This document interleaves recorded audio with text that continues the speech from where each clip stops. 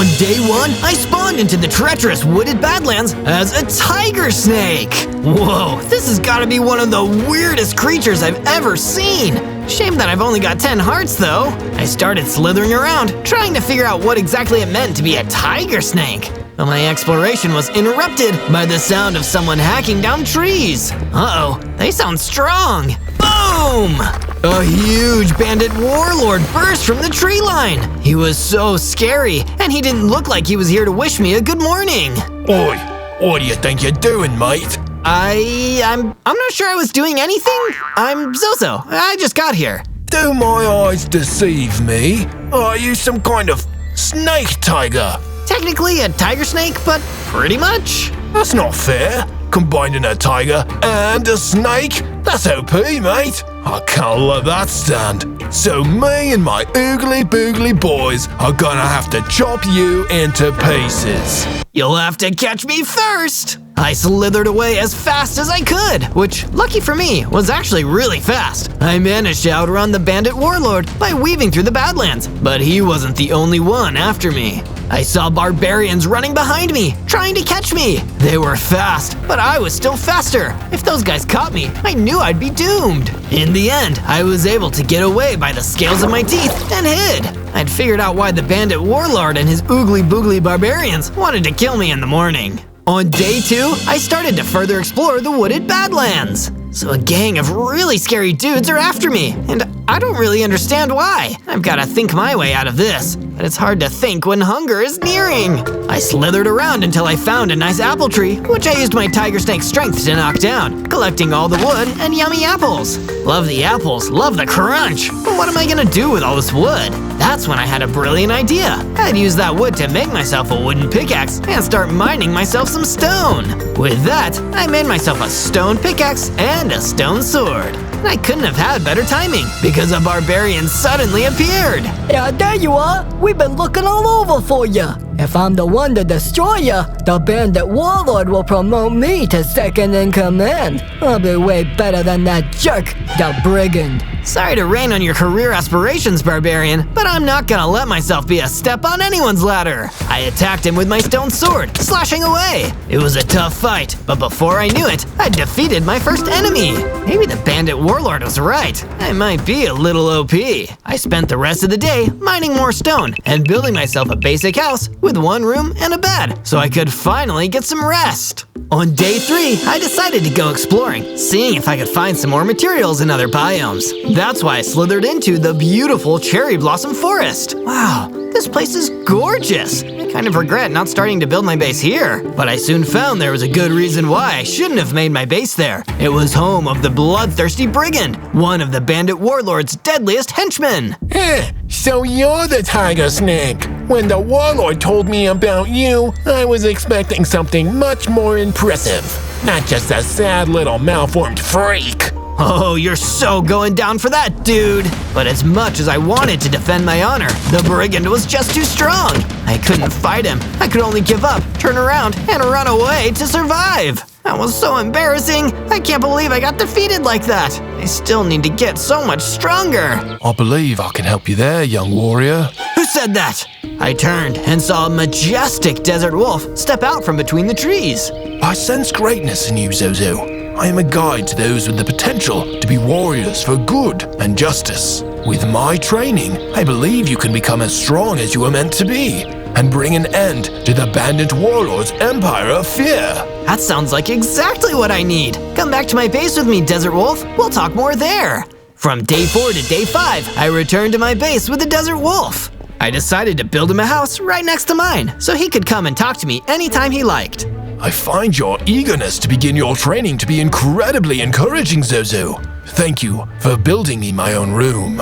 Of course, Desert Wolf. Just let me know if you need anything. I left the Desert Wolf alone to meditate in his room, but while I was chilling outside, admiring the construction work I'd done, another barbarian came running towards me.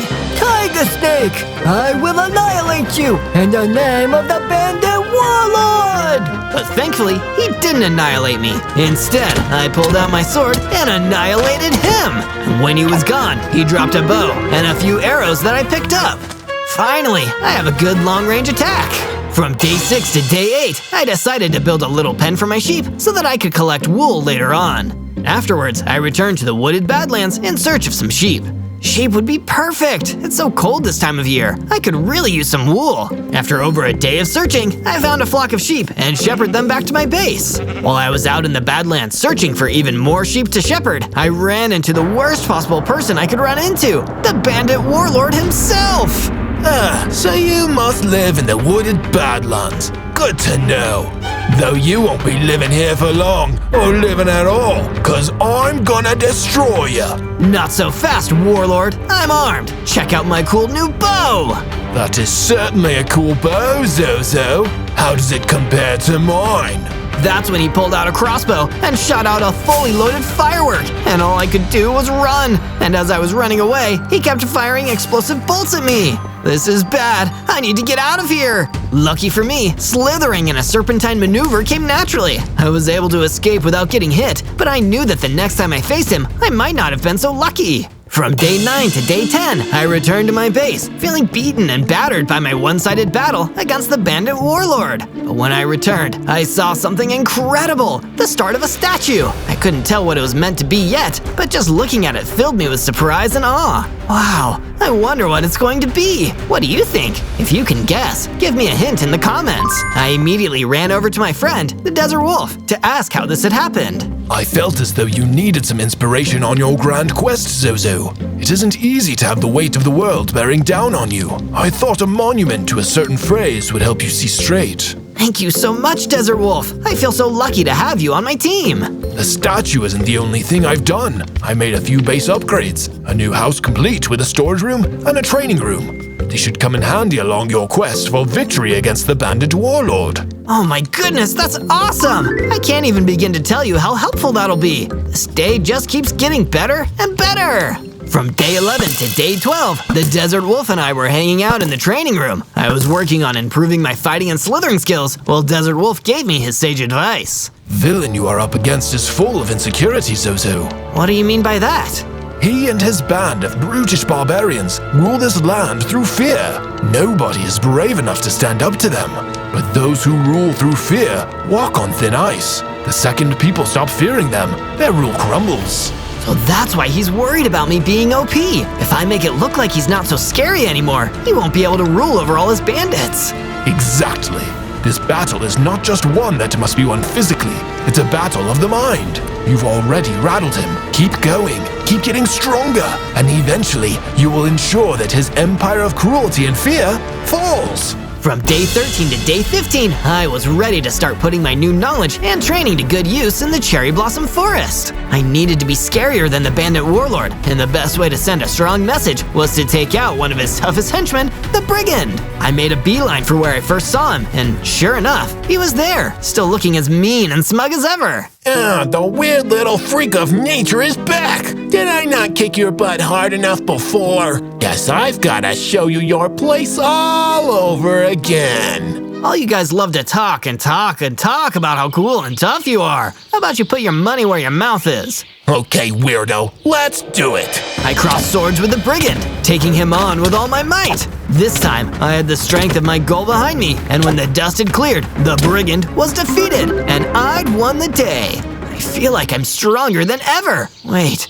what's that weird feeling? I'd gained enough XP to level up. I got bigger, stronger, and suddenly I had 30 hearts. But that wasn't all. I'd gained a new power, the ability to stretch myself and look longer. I bet this could come in handy somehow. From day 16 to day 19, still feeling confident after defeating that evil brigand, I decided it was time to treat myself to an equipment upgrade. That's why I hunted through the wooded Badlands until I found the perfect mining cavern. I bet they'll have some iron down there. I ventured deep down into the mine until I found a rich vein of iron ore that was ripe for mining. I dug it up and collected as much iron ore as I could, then started to leave the cave. But I wasn't alone down there. I saw some freaky old Forsaken blocking the exit. There were a lot of them, and I didn't feel like taking the risk of taking them all out at once. I slithered through them and escaped the cave, heading straight back to my base. There, I used a furnace to smelt the ore into ingots and made myself a brand new iron sword and iron pickaxe. That was a risky trip, but it paid off.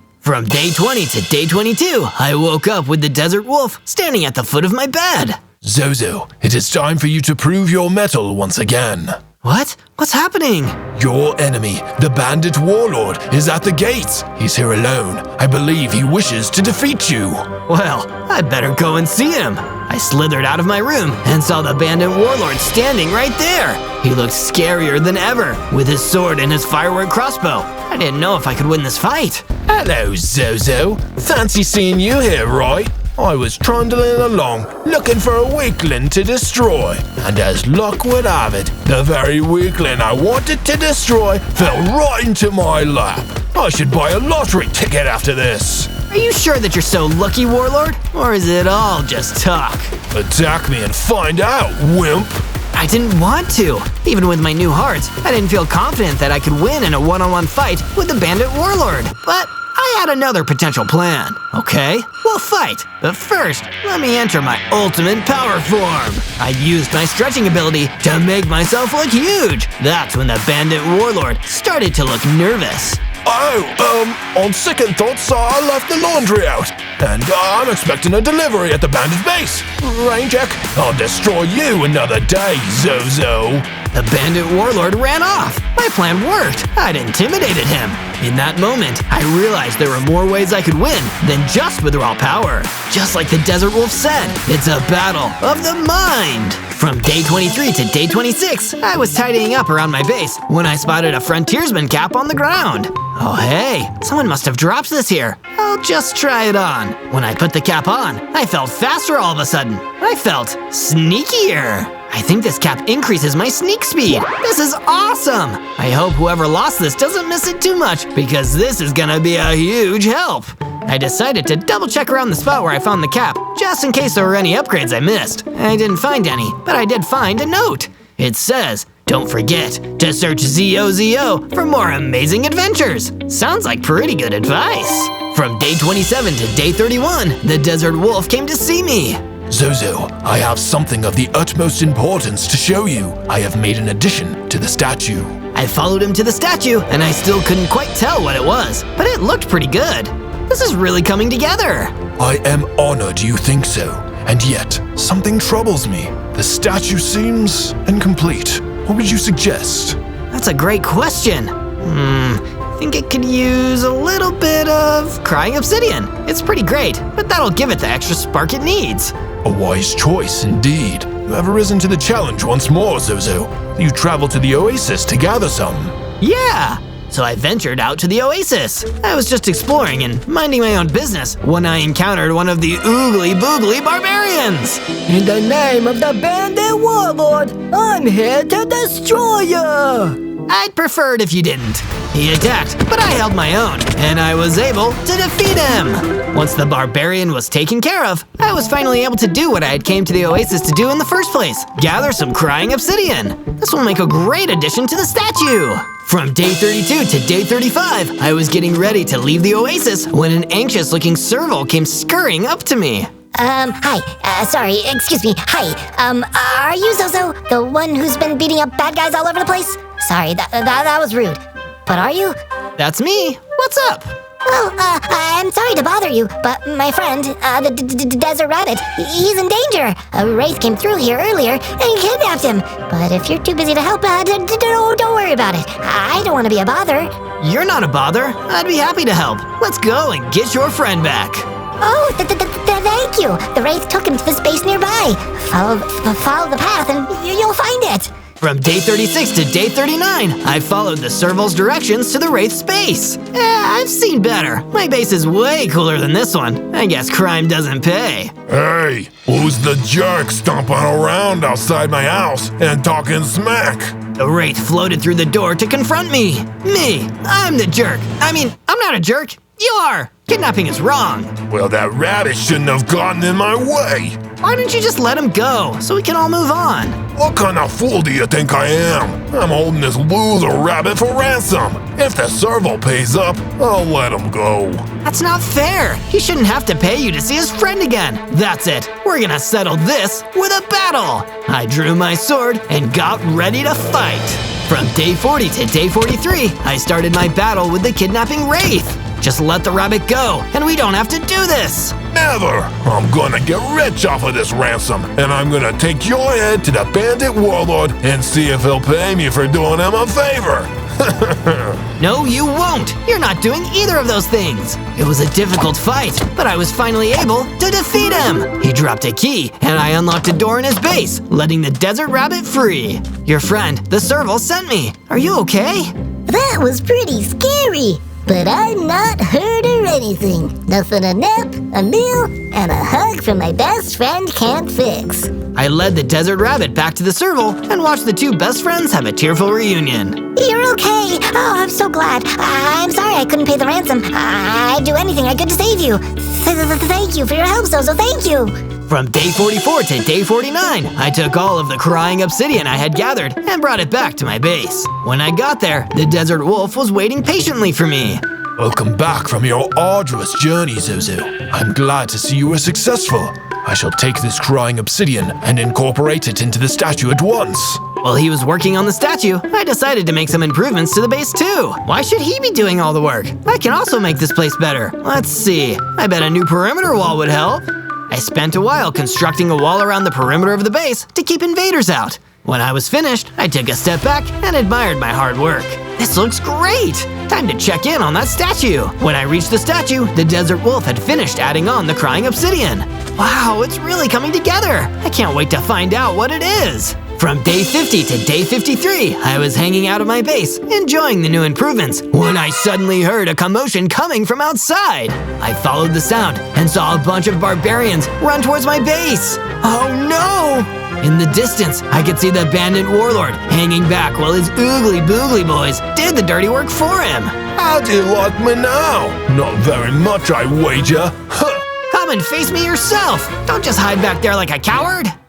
I'm not scared. I just don't feel like walking all the way over there. Yeah, much better to let my oogly boogly boys mess you up instead. He then talked to one of his minions.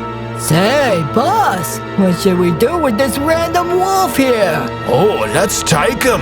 I haven't had a good hostage in ages, and kidnapping is so much fun.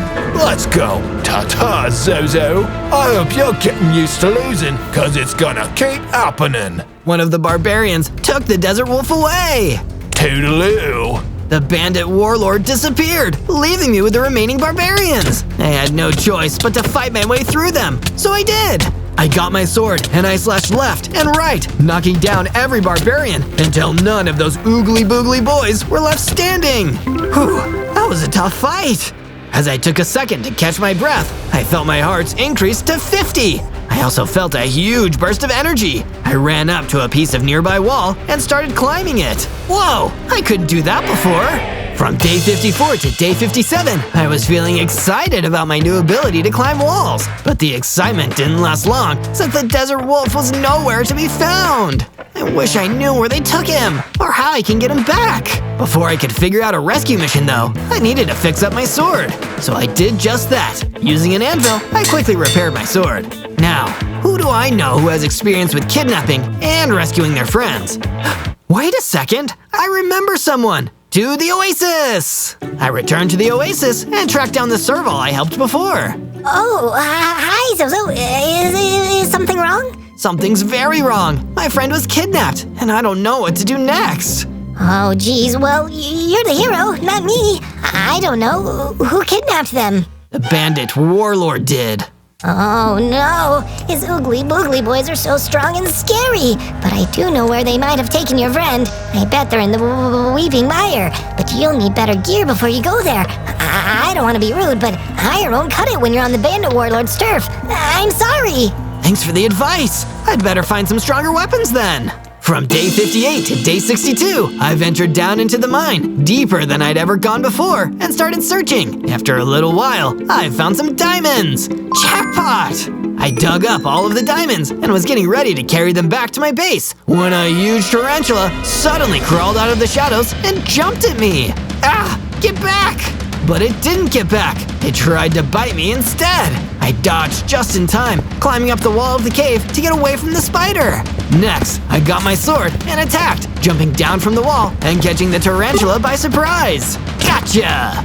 I was able to defeat the tarantula and escape from the cave without taking any damage.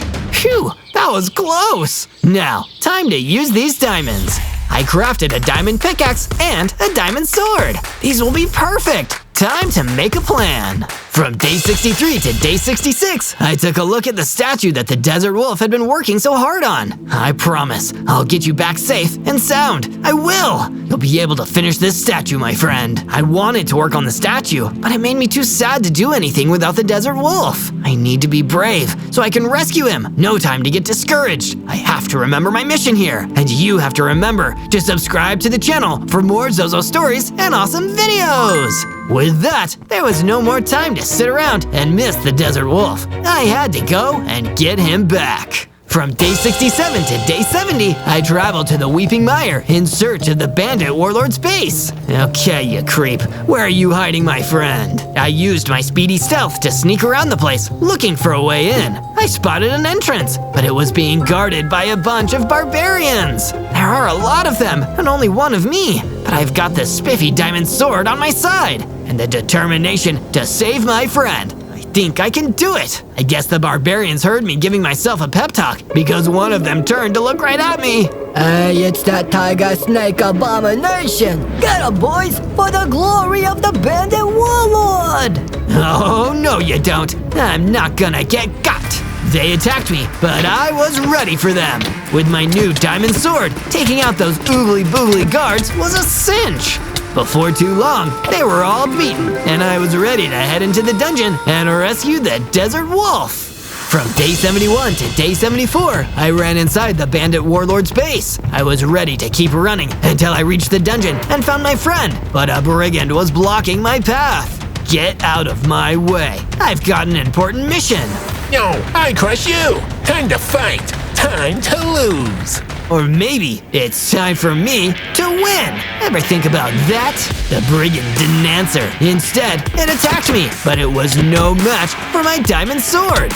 I defeated the brigand and continued my journey. As I did, I stumbled upon a chest. Oh, I wonder what's in here. I opened something good. I opened the chest and took a look inside. Whoa, I was right about it being something good. Look at this. It's a full set of diamond armor. I didn't hesitate. I grabbed the armor and put it on. Now no one can stop me from rescuing the desert wolf. I feel so tough and strong and ready to take on whatever threats try to get in my way. The bandit warlord is wrong about a lot of stuff, but he got one thing right. I really am a powerful tiger snake. But unlike him, I use my powers for good. No time to keep making speeches to myself. I've got to get moving. From day 75 to day 78, I finally reached the dungeon where I could see the desert wolf locked in a cage. Are you okay? Did those creeps hurt you? Do not worry about me, Zozo. I am unharmed. I thank you for coming to free me from this cage. I was not meant to be confined like this. Look behind you and find the key. What does that mean? Is it a riddle? No, Zozo, the key to my cell is behind you. Turn around and look.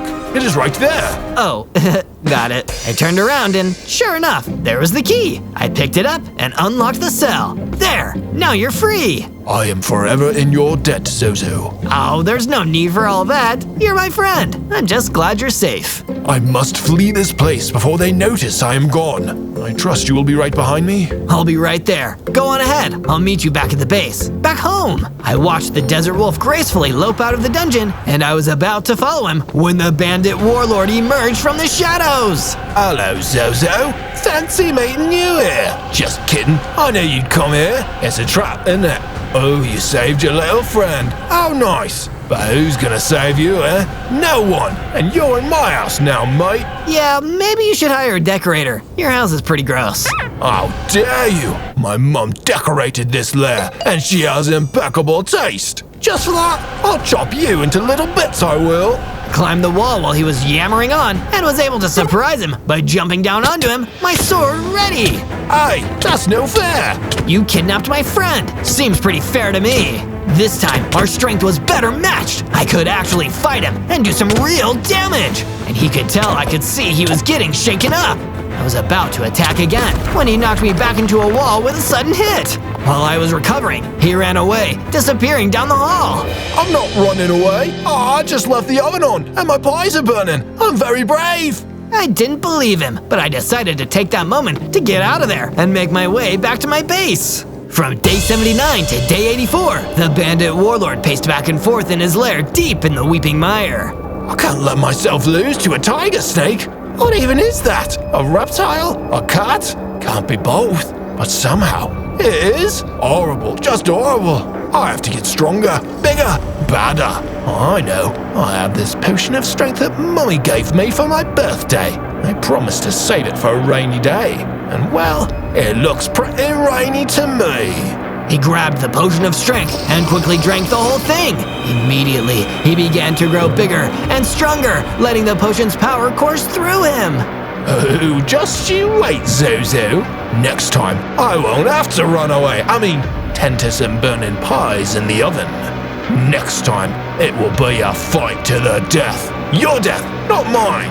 From day 85 to day 89, I made it back to my base. I can't believe that bandit warlord keeps running away from our fights. What a dweeb. I needed to get out of there though, so I could come check on things back here. Desert Wolf, did you make it back? Yes, Zozo, I am here. And I have something wonderful to show you. The statue is finally complete. I hope that it will inspire you to achieve your goals and complete your hero's journey. I walked over to where he had been building the statue, and my jaw dropped. It was a tiger's face. Wow, it's amazing.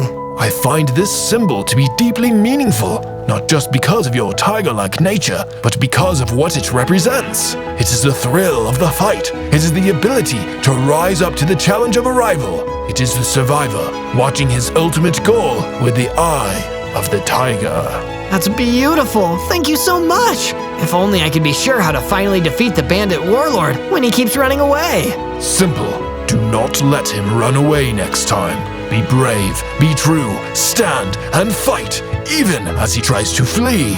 Only then will you at last be victorious. Also, I believe that there is a potion of power hidden in the oasis. Drink of it, and it will prepare you for the final battle. From day 90 to day 94, I listened to the Desert Wolf's advice and returned to the oasis. When I got there, I saw a barbarian had gotten there first. The boss will be thrilled I found this potion of power for him. All I need to do is open this chest. Hey, wait a second. I need that potion. And find its keepers. How about I fight you for it? Sure, I could use a good victory. He was pretty confident, but he shouldn't have been. With my diamond sword and my new set of armor, I was much stronger than I had ever been before. I beat you oogly boogly boys without all this new gear and training. It'll be a piece of cake now. I was right, too. It was a quick fight, and like a piece of cake, winning was pretty sweet. With the barbarian out of my way, I opened the chest and found the potion of power inside. Great! I'll hold on to this until I absolutely need it. From day 95 to day 97, I traveled back to my base, feeling more and more confident with each passing day. I'm starting to think I could really do this. The Desert Wolf was right. I'm going to complete my hero's journey and defeat the bandit warlord. I feel like I'm watching him with the eye of the tiger right now. While I was thinking about that, the serval came to visit me. Hi, excuse me, is Zozo home? Sorry to bother you. Hi, I'm here. Not a bother at all. What's up? The serval approached me. Well, I heard you were getting ready for a really big fight, and I found something I thought might help you. Not that you need any help. I'm sure you're very capable, totally on your own. But I thought you should have this, in case you want it. If you do... He handed me a full set of netherite armor. This is the most amazing armor I've ever seen.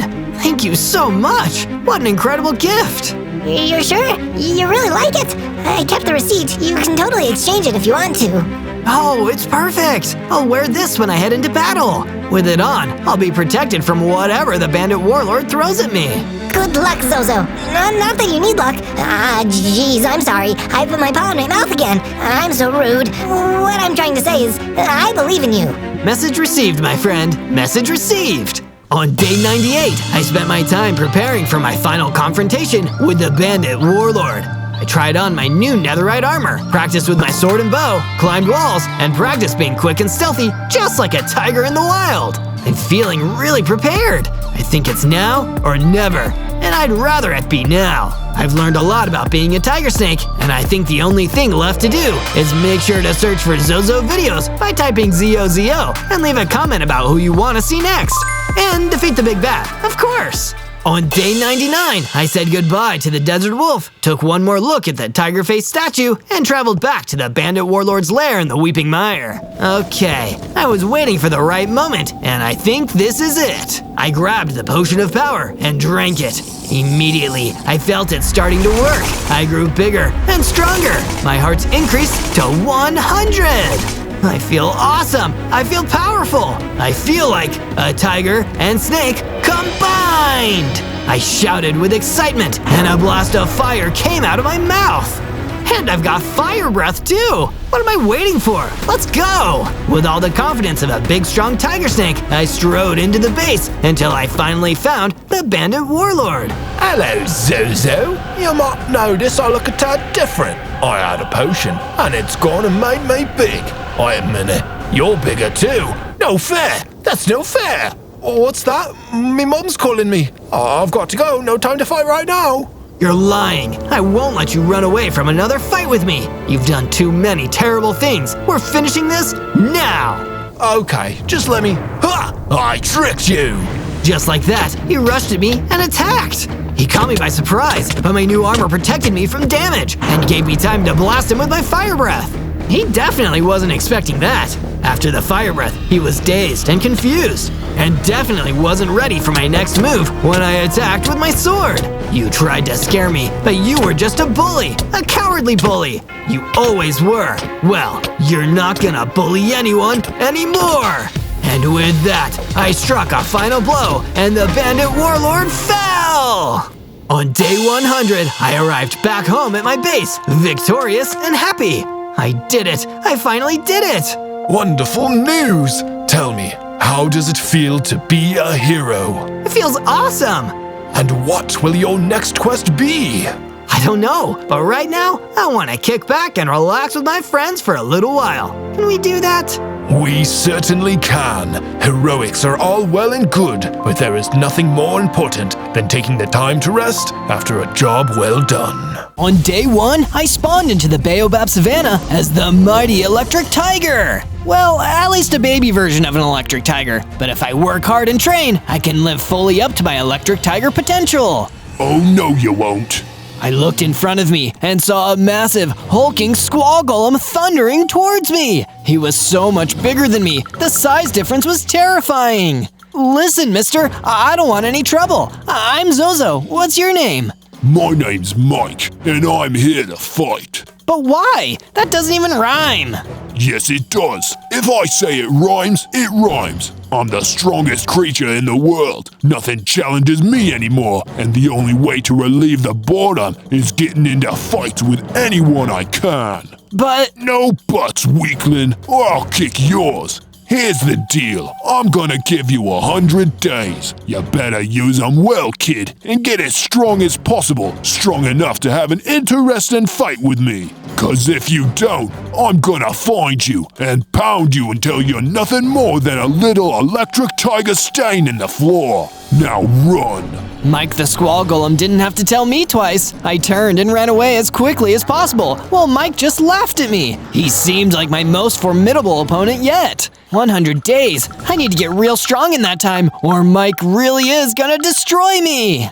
On day 2, I continued running through the Baobab Savannah, not stopping until I was confident that Mike the Squall Golem was nowhere to be seen. Phew, that was a close one. If he'd attacked me in that state, I would have been a goner. I only have 10 hearts. I wonder if I have any special abilities. Without even realizing I could, I released a blast of electrical energy from my paw. The electricity is eliminated from me and charges up the air around me.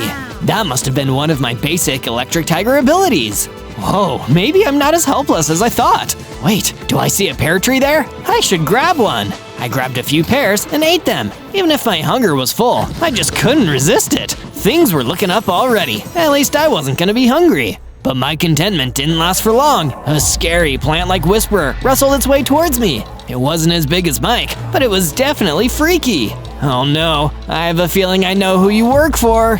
You feel correctly, Zozo. You really think you can beat Mike? He's the GOAT. Goat? He's a squall golem.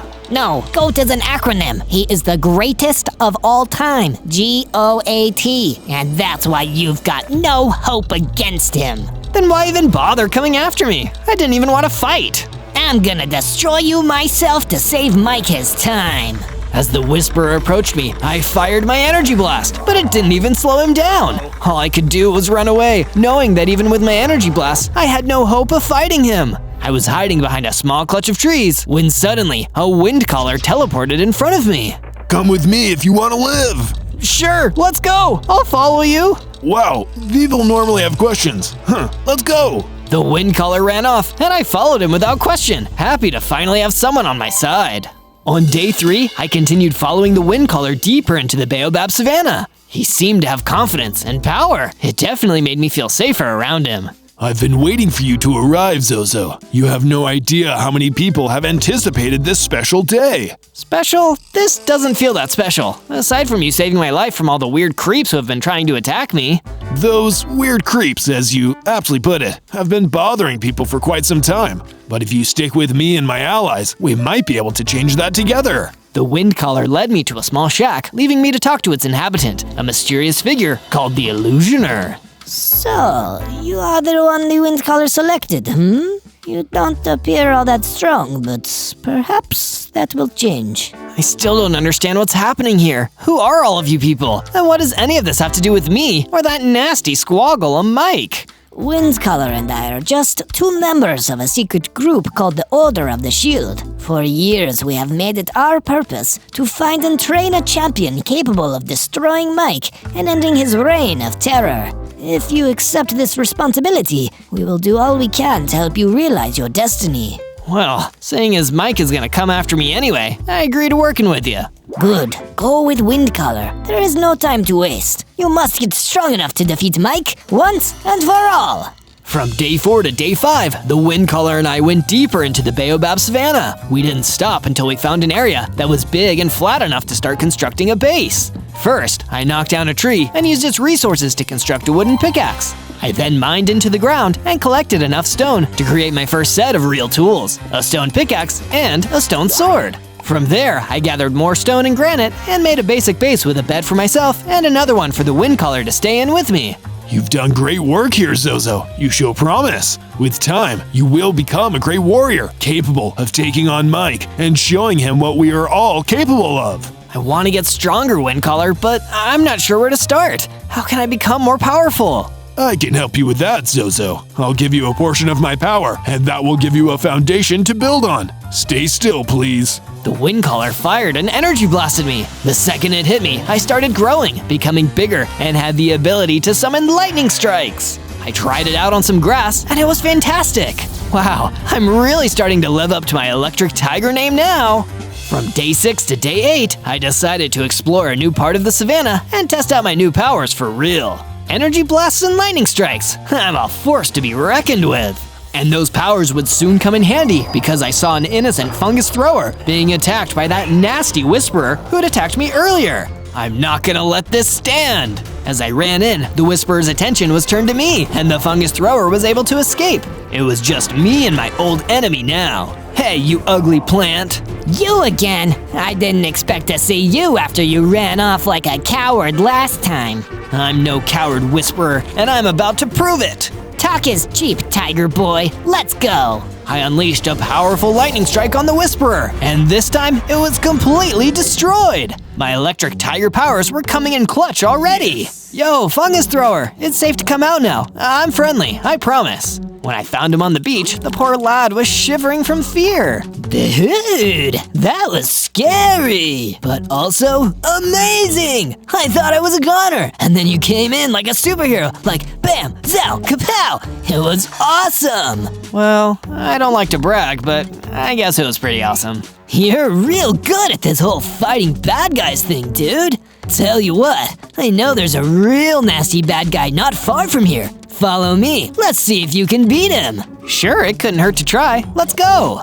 From day 9 to day 10, I followed the fungus thrower into the bamboo jungle until we reached a clearing. There, a freaky frozen zombie was waiting. Yikes, that thing seems unpleasant, but a promise is a promise. I ran in and unleashed a lightning strike against the frozen zombie, but it didn't seem to do anything other than annoy this particularly frosty member of the living dead. The frozen zombie chased me, and all I could do was run away as fast as I could. When I'd managed to lose the frozen zombie, I rendezvoused with the fungus thrower again. I'm really sorry for letting you down on this one, man, but I just don't think I'm strong enough to take down that frozen zombie yet. It's chill, dude. You did your best, and that's what matters. Tell you what, why don't you come and stay at my base while I get stronger? You seem like a cool guy. I'd love to hang out with you some more. Oh, you're too sweet, man. Let's do it. From day 11 to day 12, I returned to my base with the fungus thrower. It was exciting to have another friend added to my team. Fungus thrower left to relax while I built a new room for him, along with the rooms for me and the wind caller. What do you think, buddy? This looks awesome, Zozo! I can't wait to hang out here! And hey, I got a little restless while you were building the bedroom, so I built a couple of upgrades of my own. Go take a look! The upgrades that the fungus thrower had created were truly awesome. He'd made a beautiful path connecting all the buildings and a storage room for the base, with a furnace that I could use to smelt and forge metal. Say, that gives me an idea. I searched until I found a cave that might contain some valuable materials, and sure enough, right at the entrance, I found a rich vein of iron ore. I mined and collected a bunch of it before going back to my base. Once I was there, I used my furnace to smelt the ore into ingots. Then I made a full set of iron tools. I still had a little left over, so I used that to make an iron helmet and a chest plate. This looks awesome! So I've got shelter and weaponry covered. Now, I need to make sure my food sources are sustainable too. I built a small chicken farm on my base and herded a few chickens inside, so I'd never run out of eggs or yummy chicken. From day 13 to day 15, I spoke to my mentor, the wind caller, and asked him if he knew any other ways I could train and get stronger. A very good question, Zozo. To become a better fighter, you need to fight and hone your battle tactics. I've heard reports of another one of those sinister whisperers wandering around the bamboo jungle. Go out there and defeat it to grow your strength. Because everything Windcaller had said so far hadn't led me astray, I followed his advice and went out to the bamboo jungle again. I searched until I found the whisperer that Windcaller had told me about. I will destroy you in the name of Mike.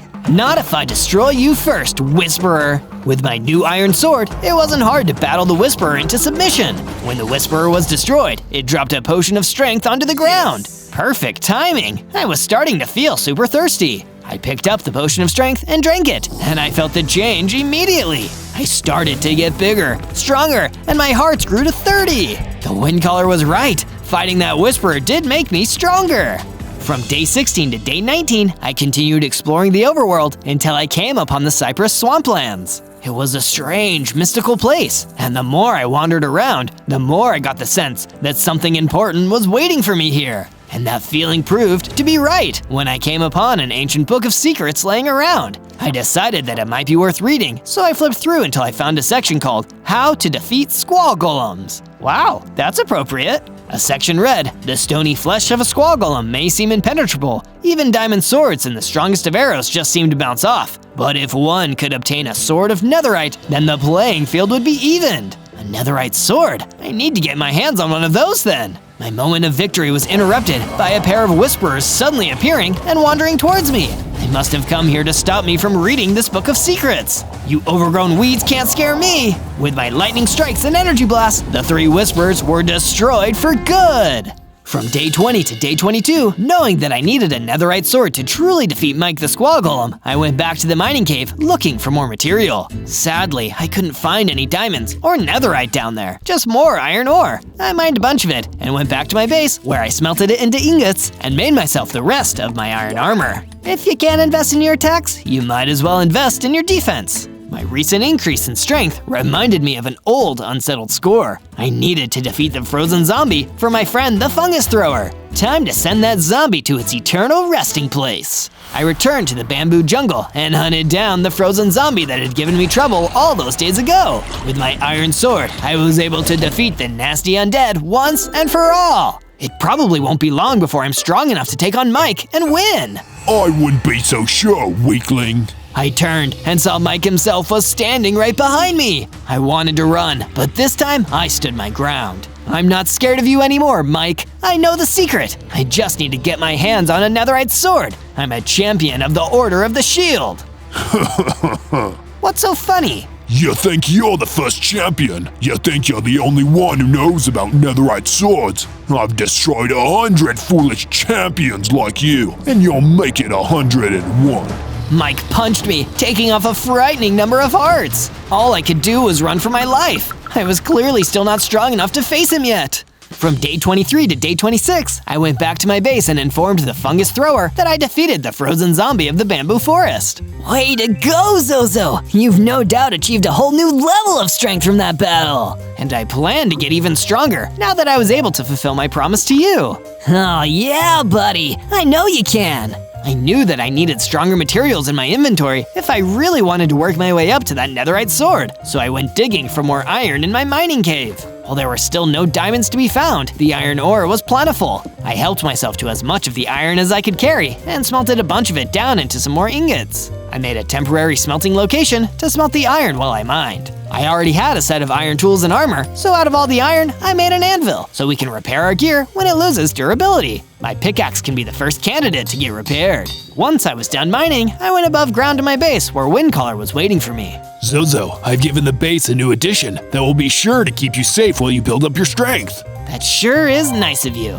Consider it my thanks for all the hard work you've put in so far. I went to see what the Windcaller had added to the base and found a well-constructed security bunker to hide in case of invasion. This looks like it will come in handy. From day 27 to day 31, I was far away from the base, exploring the cypress swamplands when I had first learned about the existence of netherite swords. If I remember my last visit correctly, I also defeated a couple of whisperers while I was here. The whole area looked totally peaceful now, without any of Mike's minions to be seen. As I was taking in the pleasant vibes, I was approached by a kindly Fletcher, who seemed rather happy that the swamplands were free of baddies. Wowee zowie! You must be Zozo the Electric Tiger. I heard you took down those whisperers some days ago. That's me. I'm the toughest and only electric tiger around. That's wicked awesome. It's good to know that there are people out there looking for strength who are also nice and willing to stand up for the weak. I will do my best to help those in need. I heard there were some other whisperers skulking around and looking to challenge you. They must really want to stand up for that Mike guy. I can take them. Do you know where they are? Not right now, but they'd probably hunt me down and try to beat me up if they knew I told you that. Then they'd be right here in the swamp again. I know. What if you stayed at my base for a while, at least until I have my match with Mike? That way, I can protect you. The Fletcher agreed, and together we went back to my base where I added a base extension. I made a small outdoors library with a few couches to have a nice cozy place to relax. The books that I put on the shelves would teach me strategies and techniques for winning battles. Because knowledge is power. Later, I was approached by Windcaller, who had some bad news. Zozo, we have to come with you again. Mike's minions have discovered the Order of the Shield and are attacking its members. We need to check on the Illusioner before he could be next. Oh no, that sounds serious. Let's go! From day 32 to day 35, Windcaller and I crossed the Baobab Savannah to reach the Illusioner's shack. When we found the place, it was too late. The shack was under attack by a Whisperer, and the Illusioner was desperately fighting for his life. You Order of the Shield fools can't win. Mike makes right. The saying is might makes right. What you said is just silly. You're calling us silly? Just for that, you're going to die. The Whisperer destroyed the Illusioner right before our eyes! You monsters! Talk about pathetic. Is this all the Order of the Shield is made of? You're dead wrong. I'm Zozo, the Electric Tiger. I am the champion, and I'll show you how strong I am. I called down a lightning strike, getting the Whisperer's attention and dealing a bunch of damage in the process. With a few swings of my iron sword, I made that Whisperer pay for what it did to the Illusioner. More Whisperers emerged from the edges. I was so angry, I didn't even need to use my energy blasts to bring the pain and take them all down. When the battle was over, Windcaller and I planned what our next move would be. We need to be on the lookout for any other mobs that are working for Mike. Curse him! We were too late to save the Illusioner from his rampage! We'll keep an eye out for the other surviving members of the Order of the Shield, and once we're together, we'll help you become the strongest champion you can be. From day 36 to day 39, I returned to the bamboo jungle so I could practice all my most powerful fighting moves in a safe place where none of my friends would get hurt. I was tossing around energy blast when I blasted away some bamboo and found an iron golem hiding nearby. Whoa, easy with those blasts. You could knock somebody out with those. My apologies, I didn't know you were here. Sometimes I don't know my own strength. Oh, no, it's okay. I actually have been searching for someone strong enough to defeat the ruthless roaming Ravager. If it's a worthy opponent that gives me a chance to test my skills, then I'm 100% game. Where is this Ravager anyway? I'll show the way, oh mighty electric tiger. I was brought to another part of the bamboo forest where the ruthless roaming Ravager was running around. It was my time to bring that bad boy down. I fired some energy blasts from my paws, and the Ravager responded by jumping over to me and making a few attacks. I countered with my iron sword. The battle raged on for a while, but I knew from the start I would come out on top. And I was right! I returned to the Iron Golem to tell him that I had successfully defeated that rascally Ravager. Ha, you really are one tough tiger. That's for sure. From day 40 to day 43, I was in the base and decided to see how the fungus thrower was doing. It looked like he had been hard at work decorating the base with all sorts of tiger patterned banners and paintings. This base looks absolutely awesome now. Good job, fungus. I'm glad you like it. I was just sprucing the place up in preparation for the pigs I invited over. You invited pigs? Yep, I invited some pigs because I thought they might enjoy themselves here. That's a bad pun, but not a bad idea. I say yes. Fantastic! I mean, fantastic! The pigs that Fungus Thrower invited arrived soon after and were the life of the party. I even got to train my defenses against their classic pig pile technique. After entertaining our fine piggy guests for a while, I went for a walk out in the base and ran into Fletcher. Everything all right, Fletcher? I'm worried about my home back in the Cypress Swamplands. Do you think you could go check on it just to be safe? Sure, buddy. It's the least I can do for a friend. From day 44 to day 49, I went back to the Cypress Swamplands like Fletcher wanted me to. I was expecting there might be a few whisperers milling about, but I never imagined that I'd see Mike himself. What up, Tiger? Ready to take another shot at the big man? Mike, this should be between you and me. What you did to the Order of the Shield was unforgivable. Nah, no way. I've been beefing with those bozos since long before you showed up. And if you're the chosen champion they kept talking about, then I had to take them down before you become any stronger. So you did it because you're afraid I'll get stronger than you? Well, now you've made sure it'll happen. I will beat you, Mike, one of these days. You want to make this personal, huh? Alright, let's make it personal. See if you can take on my man, the Piglin Brute. To my surprise, Mike ran off and stuck me fighting with one big mean mob that he called a Piglin Brute. It sure did live up to its name. I'm about to show you why they call me the Piglin Brute. Because I'm brutal. Yeah, I already got that. Put up your dukes, Electric Tiger. He slammed me with an attack that was definitely brutal, but thankfully, my iron helmet was able to soak up some of the damage. I traded blows using my sword and started to wear him down, but the knockback of his attacks was giving me some trouble. This will be a tough fight. From day 50 to day 53, I had started to use my energy blast to continue to deal damage to the Piglin Brute. He didn't show much signs of tiring, but then again, neither did I. I can see why the Order of the Shield was impressed by you, but you can't really be the champion who will defeat Mike because I'm about to take you down. Wouldn't bet on it, Brute. I launched a couple of strikes at the Brute, then I hit him with my sword and knocked him off balance so I could defeat him with some classic Electric Tiger Energy Blast. Bye-bye, Brute. You were my biggest and meanest opponent yet, but I've won this round. The Piglin Brute disappeared, and I soon found an item that he dropped. It was a map leading to Mike's Fight Club. This is quite a discovery. I didn't know whether Mike expected me to find this or not, but either way, this meant that I could go to his base whenever I wanted. From day 54 to day 57, I cleared the Cypress Swamplands of all remaining hostile mobs so that Fletcher wouldn't have to worry anymore. The last one in the area was especially tough, a Vindicator who could take a lot of hits from my iron sword. I really had to stay on my guard the whole fight, relying on my new combat strategies that I'd been practicing. Sure enough, I was able to win with plenty of hearts to spare. The Vindicator even dropped a netherite ingot, which was the first step to the netherite sword that I'd need to defeat Mike. I quickly returned to the base to tell Fletcher the good news. So, The swamplands are safe? They sure are. You mean that you found a netherite ingot just like that? I sure did. That's some kind of coincidence, huh?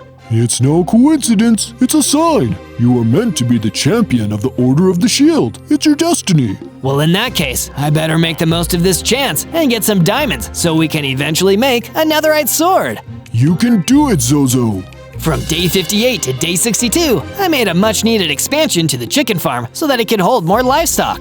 It was just in time, too, because I was able to round up more chickens for food. An electric tiger's gotta eat to keep his energy up, and delicious chicken tenders are what's on the menu. Next, I delved down to the mining cave to have another look for the diamonds I would need to craft a diamond sword. I had to explore pretty deep, but soon enough, I managed to get my pickaxe into some diamonds. There's many diamonds here. I might believe in destiny after all. I mined for a while and found more than enough diamonds to make the diamond sword, which I planned on using as the foundation for the netherite sword I'd be making later. I used the rest of the diamonds to craft a diamond pickaxe and a full set of diamond armor for myself. Once I was satisfied with the amount of diamonds I had amassed, I returned to the surface of the base and met up with Windcaller. Hey, Windcaller, I've crafted a diamond sword.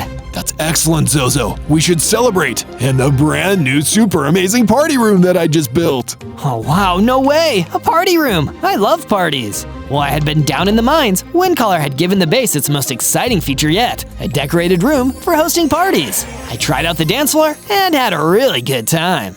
From day 63 to day 66, I was hanging out at the base with Fungus Thrower, discussing ways for me to become even stronger. If I could train in a new location, maybe I'd be able to discover some new fighting moves. I actually know just the place. If you train in the harsh sunlight of the desert, you'll increase your strength in no time. How do I find the desert? I'll show you the way on your map. The Fungus Thrower marked the desert as a location on the map I received from the fallen piglin brute. It looked like it was on the way to the biome where Mike's Fight Club could be found. I should get used to that path while I'm out there. I went to the desert and felt the sun beating down on me. This would be a good place to train, and I was in the mood for a fight with a scary opponent. Across the dunes, I saw one scary-looking wither skeleton. I moved towards him with my sword drawn, ready for battle. Hey you, wanna fight Zozo the electric tiger? No thank you. I don't want to fight, especially not a tough customer like you. Okay, I can respect that. We won't fight. Did you think just because I'm scary looking that I'd want to fight? You really shouldn't judge people by their outward appearances. Yeah, that was my bad. I'm very sorry about that, friend. Lesson learned. It happens to me a lot, I'm afraid. Just the other day, a Zoglin tried to pick a fight with me. I told him, no, wait for a strong person who wants to fight. Well, if that Zoglin wants a fight, I'll fight him. I came here to train anyway. From day 67 to day 70, the friendly wither skeleton brought me to meet the Zoglin, a dangerous opponent who was also looking for a challenging fight. The Zoglin agreed to fight me one-on-one so we could test each other's strength. Before the fight began, the wither skeleton took me aside so we could have a quick discussion. Are you sure you can win, Zozo? I didn't mean to put you in danger. I think I've got a chance, but thanks for being concerned. No, thank you for fighting this battle for me. That's what a strong person does. Now I'm gonna go kick some Zoglin butt. The fight between myself and the Zoglin was off to an exciting start when the Zoglin charged straight at me. I dodged his powerful tusks and hit with my sword while his back was turned. The Zoglin countered by hitting me with his tusks. I lost a few hearts, but I was still in the fight. I fired some energy blasts and used my signature lightning strike to deliver the last blow, defeating the Zoglin. Zozo, you did it! I am the Electric Tiger Zozo! Remember the name! From day 71 to day 74, I had completely left the desert behind and was traveling through a new biome, the Eroded Badlands. According to the Piglin Brute's map, this was the same biome where the entrance to Mike's Fight Club could be found. The map also says you can find more of my Zozo videos by searching ZO in the YouTube search bar. You should try it out. I followed the directions on the map further into the Eroded Badlands, and I could see Mike's Fight Club in the distance. Just you wait, Mike. I'll fight you one of these days. I heard that, Zozo. Suddenly, Mike was right next to me, and he was looking as strong as ever. You shouldn't have said that, Sparkplug. Now I'm gonna give you a taste of my super special punch, the Mike Spike. Oh no, I forgot that today is one of those days. Mike Spike! He punched me, and my heart started to deplete. Thank goodness I was wearing diamond armor. I drew my diamond sword and swung at him, but the damage it did was really low. You're still weak, kitty cat. No way! Will I need a netherite sword to even stand a chance? I ran away from the fight, retracing my steps through the eroded Badlands. I still wasn't strong enough to beat him. From day 75 to day 78, I followed the map home to my base and went directly into the bunker to work out. Somehow, I couldn't find the energy to train, probably because I was disappointed that I had to run away from Mike. Mike was the strongest in the world, and I still didn't have the netherite sword I would need to actually challenge him. From what he said before, even that might not be enough. Cheer up, Zozo. You have our strength too, so don't give up. It was Windcaller. He had come into the bunker to check on me and raise my spirits. Thanks, Windcaller. I'm feeling like I'm weak today, so I really needed to hear that.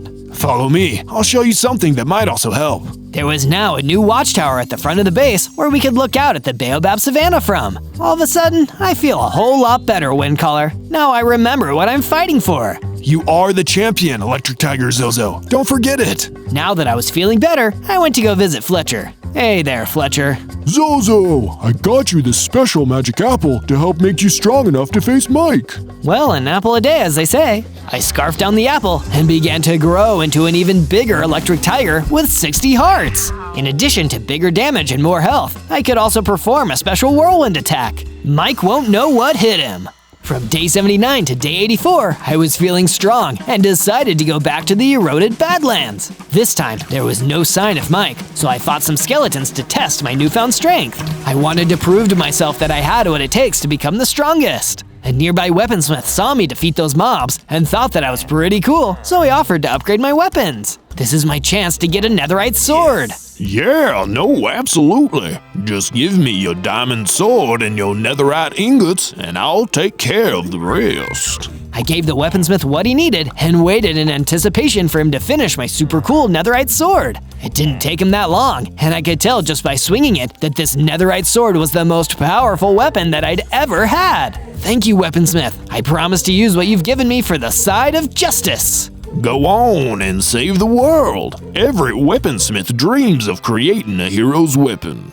From day 85 to day 89, I returned to the base to show the others that I had obtained the netherite sword and found that it was being attacked by whisperers. So this is where you ran away to, coward? We're gonna make you feel real silly for leaving Mike in the middle of a fight. I battled the whisperers with all my might, testing the edge of my netherite sword. These minions had given me trouble in the past, but now I was so much stronger than them that they were barely a threat. I easily defended the base and prevented any further damage to the structures. Oh man, this guy is actually way too strong. Maybe I should leave this one to Mike. He'll know how to win. Intimidated by my strength, the whisperers stopped fighting. It was now their turn to run away. Serves you right for trying to mess with my friends. You'll have to deal with this electric tiger now. I chased the whisperers through the Baobab Savannah until my base was far away. Never come back! A villager who saw me bravely face off against Mike's henchmen came over to cheer me on. You're the electric tiger, the second strongest being in the world.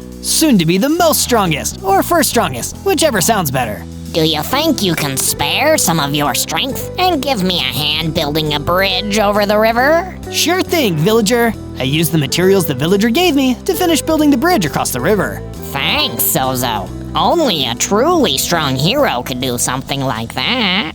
From day 90 to day 94, I continued onward across the desert and through the eroded Badlands until I saw on the map I was getting close to Mike's arena. I could see one of the whisperers who had attacked my base lingering nearby, and I drew my netherite sword in preparation for a battle. I'm here to see Mike. I'm going to challenge him for the title of strongest being in the world. Oh, no you didn't. You're gonna need to get this guy first. He's the second strongest in the whole world. An armored pillager showed up, taking the place of the whisperer as my opponent. I've heard people say that you're the second strongest in the world. Not true, because that's me. I've never beaten Mike, but I'll beat anyone who isn't Mike. You won't beat me. I'll take your title, then I'll take on Mike. Then bring it on, Zozo the Electric Tiger. The armored villager waited for me to make the first move, which I did, using my netherite sword. He blocked the attack and countered with a strike from his own weapon. I lost quite a few hearts and had to dodge back to avoid the worst of his attacks.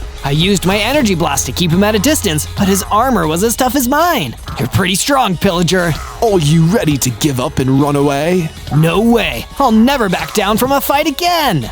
From day 95 to day 97, I continued to battle against the armored pillager, utilizing all my specially trained techniques to try and gain an advantage. Have another lightning strike. I can handle your lightning strikes all the livelong day, Zozo. We'll see about that. I circled around the armored pillager with my whirlwind attack and delivered sword strikes wherever I could. I was still having trouble cracking the second strongest fighter's armor, but I figured I could soften him up for a lightning strike if I just kept attacking. With my whirlwind active, I spun around and unleashed my lightning strike. With that attack, the pillager surrendered. The electric tiger defeated the armored pillager and became the true second strongest in the world. No, I couldn't achieve my dream of becoming the strongest in the world. Why did you want to become the strongest so bad? I'm doing it to protect my friends and myself from Mike. It started that way for me too, but when I realized I would never win, I became his follower. All the people who believed in me before became sad and stopped being my friends, but they went on to form the Order of the Shield. Wait, you were the original champion. No, I was just the guy who tried to be a champion before there was a champion. You've got to be better than me, Zozo. I will, armored pillager. I'll defeat Mike and become the strongest in the world, once and for all. On day 98, I went back to the base to tell everyone that I would soon be facing off against Mike for the ultimate title. I went to visit Windcaller first, who was standing at the top of the watchtower. Thanks to the strength you gave me at the start, I was able to become the champion that you always thought I could be.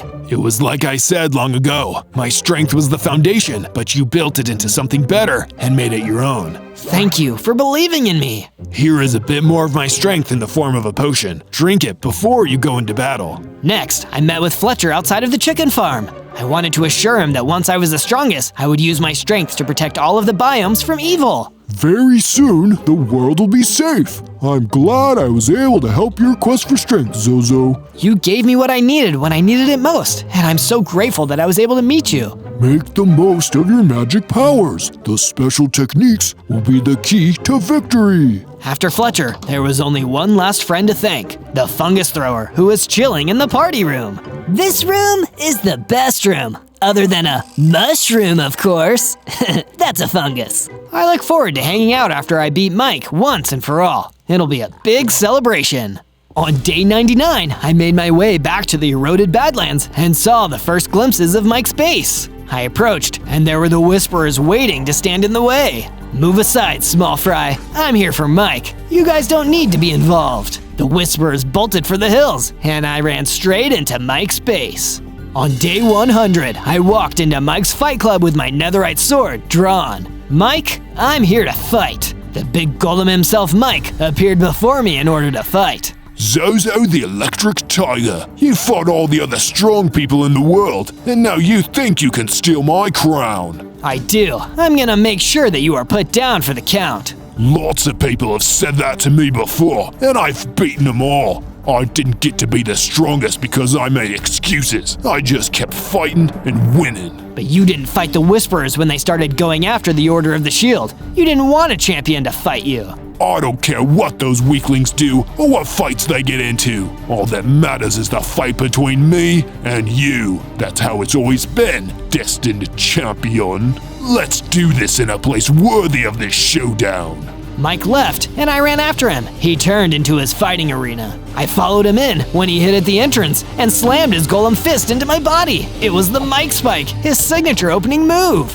I drew my netherite sword and dealt some real damage to him for the first time. I followed up with a whirlwind and a lightning strike. Mike threw me across the fight club. Then he jumped and slammed onto me, dealing a lot of damage. He tried to attack again, but I hit him with an energy blast. He caught him off guard, and I was able to land a bunch of other energy blasts after. Then I remembered to drink up the strength potion Windcaller gave me. I felt much stronger now. As we stood there, swinging away at each other, hit after hit, I was wearing the golem down. Eventually, one of us fell. Mike actually dropped. Yes, Zozo the Electric Tiger wins! I had completed the 100-day challenge to defeat the strongest being in the world. I had won!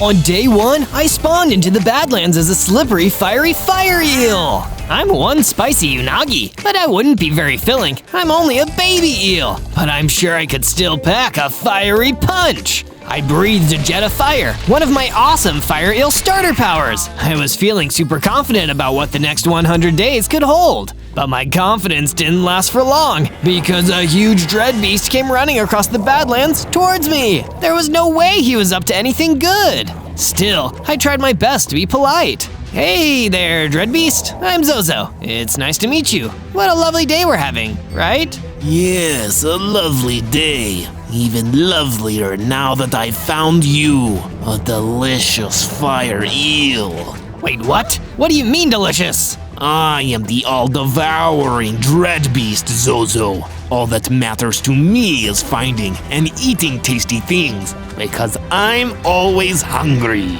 Oh no. And don't even think about slithering away, little eel. I love fast food. But I slithered away anyway, going as fast as I could. There was no way I was going to be devoured by a dread beast on my very first day in the overworld. But I don't think that nasty dread beast is gonna quit either. I need to get strong enough to beat that monster, or I worry I'm gonna spend 100 days preparing to become its lunch. On day 2, I kept slithering until I finally found a place in the Badlands to stop and catch my breath. It's not exactly the most hospitable place to spawn. Then again, given that I'm a fire eel, it's probably better than spawning somewhere cold. And hey, at least I have 10 hearts. I realized that all that talk about eating me had, weirdly, made me kind of hungry. These will make for a perfect snack. I busted down the tree and started eating those delicious crunchy apples, feeling my hunger bar replenish. That's when I felt something that a fire eel should never want to feel, the cold. I turned and saw that it was because a ghost was floating right behind me. Give in, Zozo. To be devoured by the mighty dread beast is your destiny. What? You don't even have anything to do with that. You're just some random ghost. Why would you want the dread beast to eat me? You're so foolish, Zozo. I have everything to do with it. I was a villager once, and then the dread beast ate me. I came back as a ghost, forever enslaved to his will. That's terrifying. I'm sorry, Mr. Ghost, but there's no way I'm letting that happen to me. I turned and ran for my life in the opposite direction. That spooky ghost and his master/eater had already freaked me out enough for one day. When I came to a stop, alone in the middle of the Badlands, I was exhausted and honestly felt like crying. That's when I was approached by a surprisingly friendly Gorgon. Hey, little buddy, you look sad. I'm Grace. Grace the Gorgon. Why don't you come with me? I can help you out. That sounds nice. Thank you. I've had a really hard day. Oh, don't I know it? Come with me. I'll take you to a friend of mine's place. You'll be safe there. On day 3, Grace the Gorgon and I traveled through the Badlands until we found a small shack with a troll waiting outside. But rather than posting mean comments on the internet, he seemed happy to see us. Grace the Gorgon hung back while I approached to get acquainted with the cheerful troll. The name's Terry the troll. You look like you seen a ghost, fella. I have seen a ghost actually, and it was the ghost of one of the past victims of a giant monster that wants to eat me.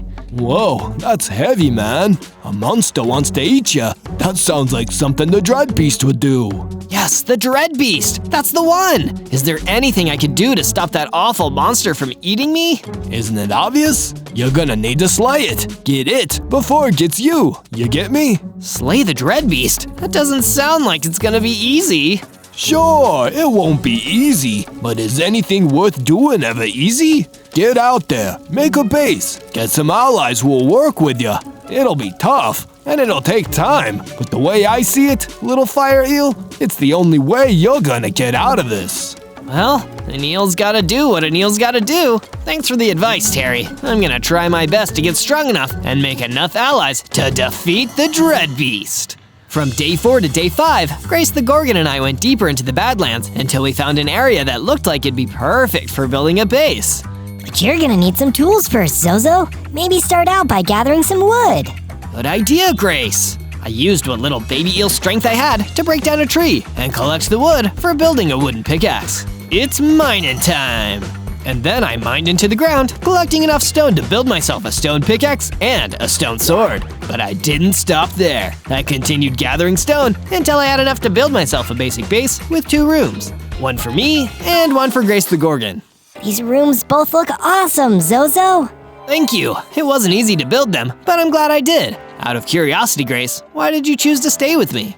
Because I hate bullies, and I wasn't going to leave you out there, vulnerable to the Dread Beast. We'll stick together and win this thing. Oh, you're the best, Grace. And that moment was so heartwarming. My hearts grew twice as big. Literally, I was bigger, stronger, had 20 hearts, and I gained an awesome new ability, shooting flaming wither skulls. Ah, yeah, that's more like it. From day 6 to day 8, I ventured out to a new location, the Basalt Barrera. It's nice to take a load off and see new places. It takes my mind off the fact that a terrifying monster wants to eat me alive. Oh no, now I'm thinking about it again. But I didn't have any more time to stand around feeling anxious because the same ghost that was hassling me earlier emerged out of the trees. Zozo, I found you. I really wish you'd unfind me. You still have your sense of humor. Good. You'll need that when you're a ghost. The days are dark and the nights are long. It will never end. Actually, it's gonna end for you right now. I was sick of being chased away by monsters, so I unleashed my fire breath onto the ghost, weakening him and making him physical before finishing him off with my stone sword. Nobody's eating me. I won't allow it. My battle with the ghost must have caught the attention of a Cyclops who was wandering through the Basalt Barrera. He immediately approached me with an offer. Name's Sid the Cyclops. I may not have great depth perception, but I can see a real strength in ya. Think you can do a job for me? I got a local freaky customer who needs attending to. Sure, I'll give it the old FIRE EEL try. From day 9 to day 10, I went out to a remote part of the Basalt Barrera with Sid the Cyclops following close behind. Who exactly do you want me to fight here, Sid? Believe me, when you see him, you'll know. And Sid was right. The second I saw him, I did know. It was a huge, frightening Dread Knight. I could see why Sid didn't want to take him on himself. Well, here goes nothing. I ran in and faced the Dread Knight alone. Doth thou wish to challenge me, knave? Oh yeah, consider yourself challenged. 'Tis a battle then. I fought the Dread Knight, but none of my attacks seemed to do any damage. The fight seemed hopeless, and in the end, all I could do was turn and run. I met back up with Sid the Cyclops, not far from the site of the battle. I'm not strong enough to take on this Dread Knight yet, Sid, but until I am, how about you come and hang out at my base? Sure sounds like a gas. Let's go. From day 11 to day 12, I returned to my base with Sid the Cyclops. I got to work on building him a new room right alongside the rooms I'd built for myself and Grace. By the time I was done, Sid looked delighted. I've always wanted a second home. This is a big deal for me. I feel like a celebrity or something. I'm glad you like it, Sid. Be it ever so humble, there's no place like home. Well, it's not quite as humble now. Go take a look at some upgrades I created while you were building my bedroom. I took a look at the upgrades, and I was extremely impressed. He'd built a furnace, which would allow me to smelt ores into ingots for building weapons and armor. And he'd also built a storage room, where I could store more weapons and resources. Speaking of resources, I'm hungry. I should probably find a way to keep my food supply sustainable. To that end, I started herding some chickens from the surrounding badlands and created a small farm with some coops to keep them for eggs and chicken. And now, it's time to put that furnace to good use. I searched until I found a deep cave, and inside, it didn't take me long to find a nice vein of iron ore. I mined it with my stone pickaxe until I had enough to take back. I returned to my base and smelted the ore into iron ingots. With the help of a few leftover sticks, I made myself an iron sword and an iron pickaxe. This will give me something to put in the storage room too. From day 13 to day 15, I started feeling antsy, thinking about the fact that the Dread Beast was out there, biding its time, waiting for the right moment to strike. I realized that I needed to get stronger, so I returned to Grace the Gorgon for some advice on what I should do next. One of the biggest sources of the Dread Beast's power is the legion of ghosts created from his former meals. The more of them you can free from their bounds on the overworld, the weaker he'll be. I actually think there's another one near here at the Basalt Barrera. Because Grace always seemed to be right, I ventured out to the Basalt Barrera, and exactly as she'd predicted, there was one of the Dread Beast's ghostly servants waiting for me. Looks like I have my work cut out for me here. Through a mix of my fire attacks and the work of my strong new iron sword, I was able to defeat the ghost. It even dropped a potion of strength on the ground, which I picked up and drank. Wait, I can feel something happening. Suddenly, I started to grow, getting bigger and feeling my number of hearts grow to 30. I also experienced additional damage on every single one of my attacks. Grace was right, I'm much stronger already. This really was the trip out here. From day 16 to day 19, I went out to the bayou as a test of my courage. It was dangerous to wander around there with so much water everywhere. Still, what's life without a little risk here and there? I can't be a truly powerful fire eel if I'm not brave. But this journey was more valuable than just building up my confidence. While I was slithering along, I discovered a strange old book of fairy tales and decided to give it a read. Man's hunger for wealth and power once unlocked darker and deeper hungers. Greedy miners who wanted diamonds and gold dug deeper than they should and uncovered the monstrous dread beast, a creature with a hunger to devour the whole world. Wow, so that's where the dread beast came from. I wonder what I can do with this information. But I didn't have time to ponder on this for too long because I looked up and saw another eerie ghost floating toward me out of the darkness of the bayou. You can't escape, Zozo. I thought I could escape. I was so silly. He ate me like he ate all the others. He'll eat you too, Zozo. He'll eat you too. I vaporized the ghost with a wither skull and then ran out of there. I didn't feel like spending any more time in the bayou that day.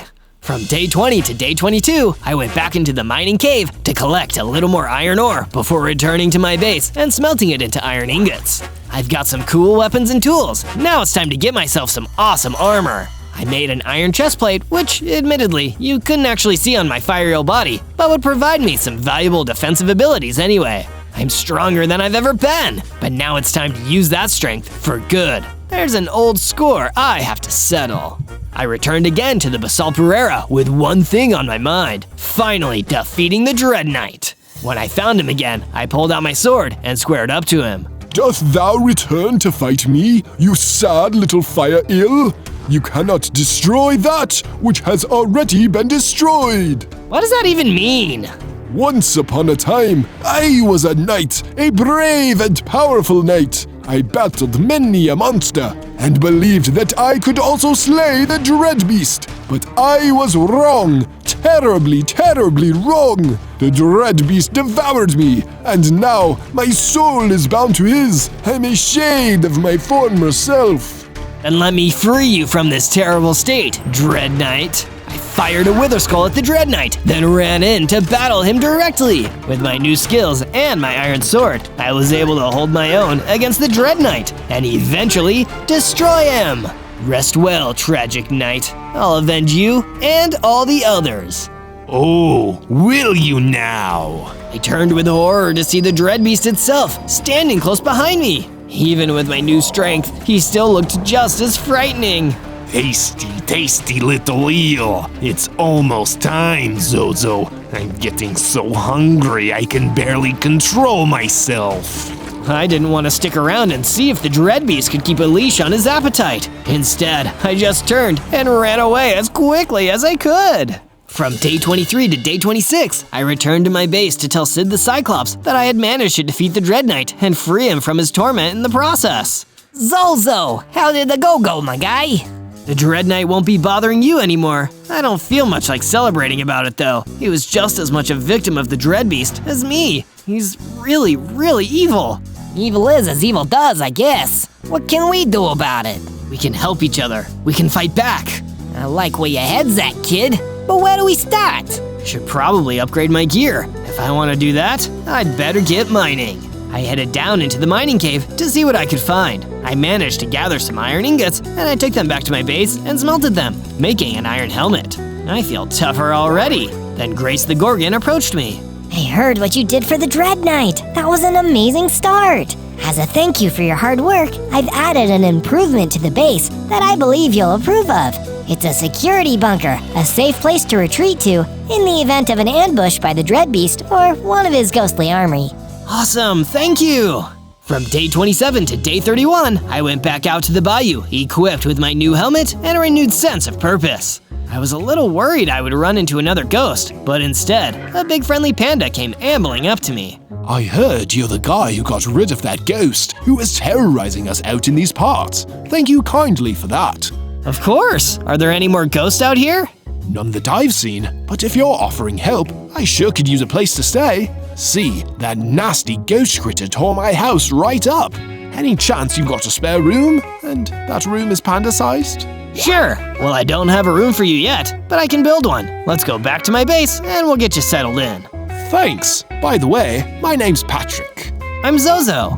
You sure are impressive for an eel, Zozo. Well, that's kind of reductive, but thanks anyway. Come on.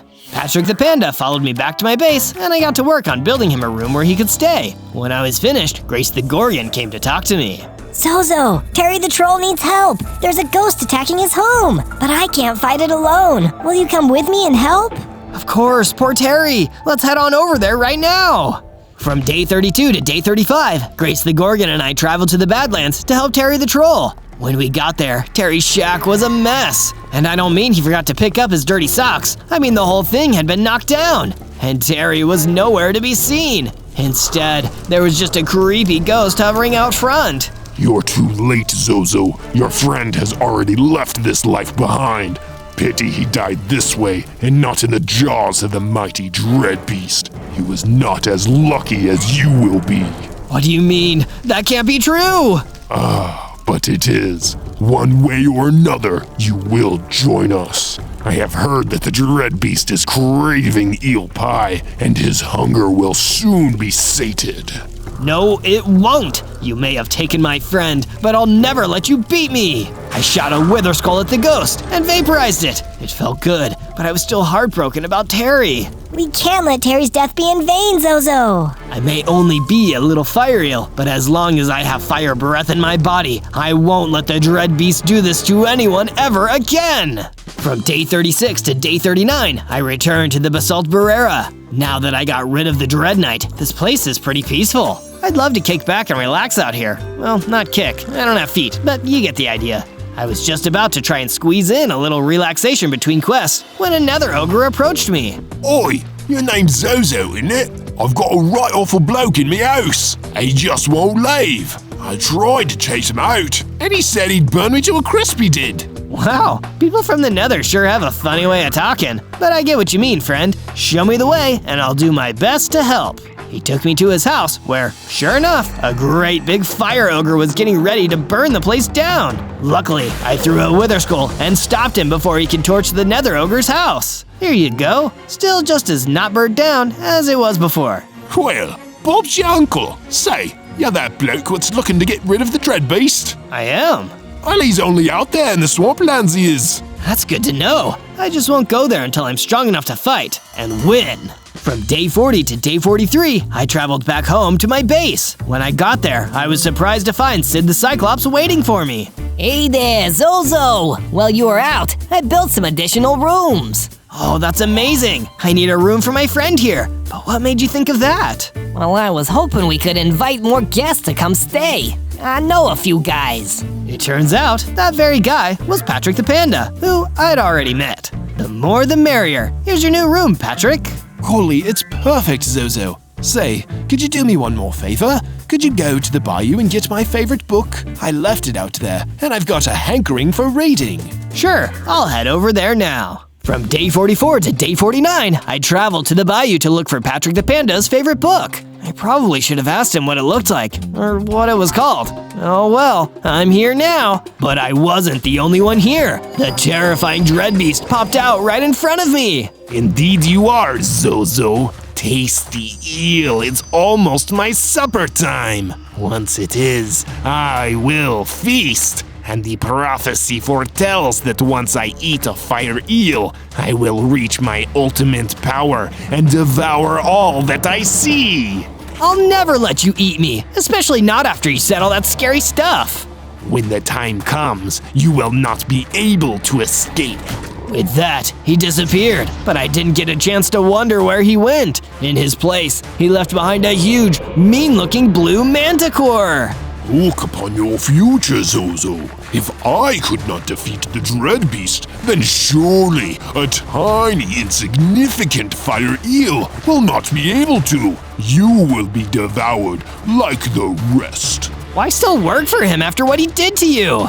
Fool, there is no choice. Once the Dread Beast has eaten you, there is no freedom. That's terrible. I could tell he was the toughest opponent I'd faced so far, but if I wanted to save myself and free the blue manticore from the Dread Beast's grip, I was going to have to win! From day 50 to day 53, I continued my fight against the blue manticore. He was even stronger than he looked. I was pretty worried that I might not make it out of this one. Just accept your fate. Never! No one deserves that! I used all of the strength I had and fought as hard as I could. And with the help of my trusty Wither Skull, I finally managed to defeat him. But by the time I did, the Dread Beast was long gone. I was hoping to find out where exactly his base is. I know it's in a swamp, but where? Just then, I noticed something on the ground. The manticore must have dropped it. I took a closer look, and it was a map with Dread Beast Clubhouse written on it. This must be where his base is. Once I'm strong enough, I'm going straight there. From day 54 to day 57, I continued my search for Patrick the Panda's book. Finally, I came across a book lying on the ground. I went over to pick it up, but a hell ostrich leapt at me and started attacking. Hey, that's my friend's book. I need it back. The hell ostrich didn't say anything. It just kept attacking me. Okay, we don't have to chat about it, but you just have to let me take the book. With a few well-timed attacks, I was able to defeat the hell ostrich and grab the book. Sure enough, it said Panda's book on it. It also dropped something else, netherite ingots. Maybe I can use these later. I hurried back to my base to find Patrick the Panda. Patrick, I got your book. Thank you, Zozo. I reckon I'll never know how to repay you. You can pay me back with your friendship and by enjoying that book. I also happen to have heard tell of a magic apple, one that gives anyone who eats it a massive boost of strength. Might be just what you need. I'll keep an eye out for a magic apple then. From day 58 to day 62, I took a look around my base. This place is pretty great, but it could be even better. I wandered over to the chicken farm and had an idea. That's it. I'll expand this area so we can have even more chickens. With all of these new people staying at the base, we'll need lots of eggs. After that, I headed back into the mining cave to look for anything I could use to upgrade my gear. It took a long time, but I managed to find some diamonds. I took them back to my base and used them to craft a set of diamond armor, a diamond pickaxe, and a diamond sword.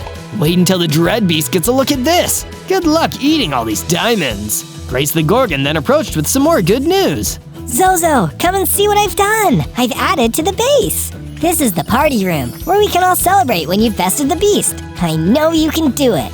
Thanks for believing in me, Grace. From day 63 to day 66, I was hanging out at my base, practicing my dance moves in the party room when Sid the Cyclops came to see me. Zozo, I heard that there might be some helpful materials in Birch Forest. Where'd you hear that? Got a tip from my materials guy. It's good enough for your guy, it's good enough for me. I traveled to the birch forest and got to work looking for anything useful. As I searched, I spotted a maned wolf stalking her way toward me. Please don't attack me, I'm busy.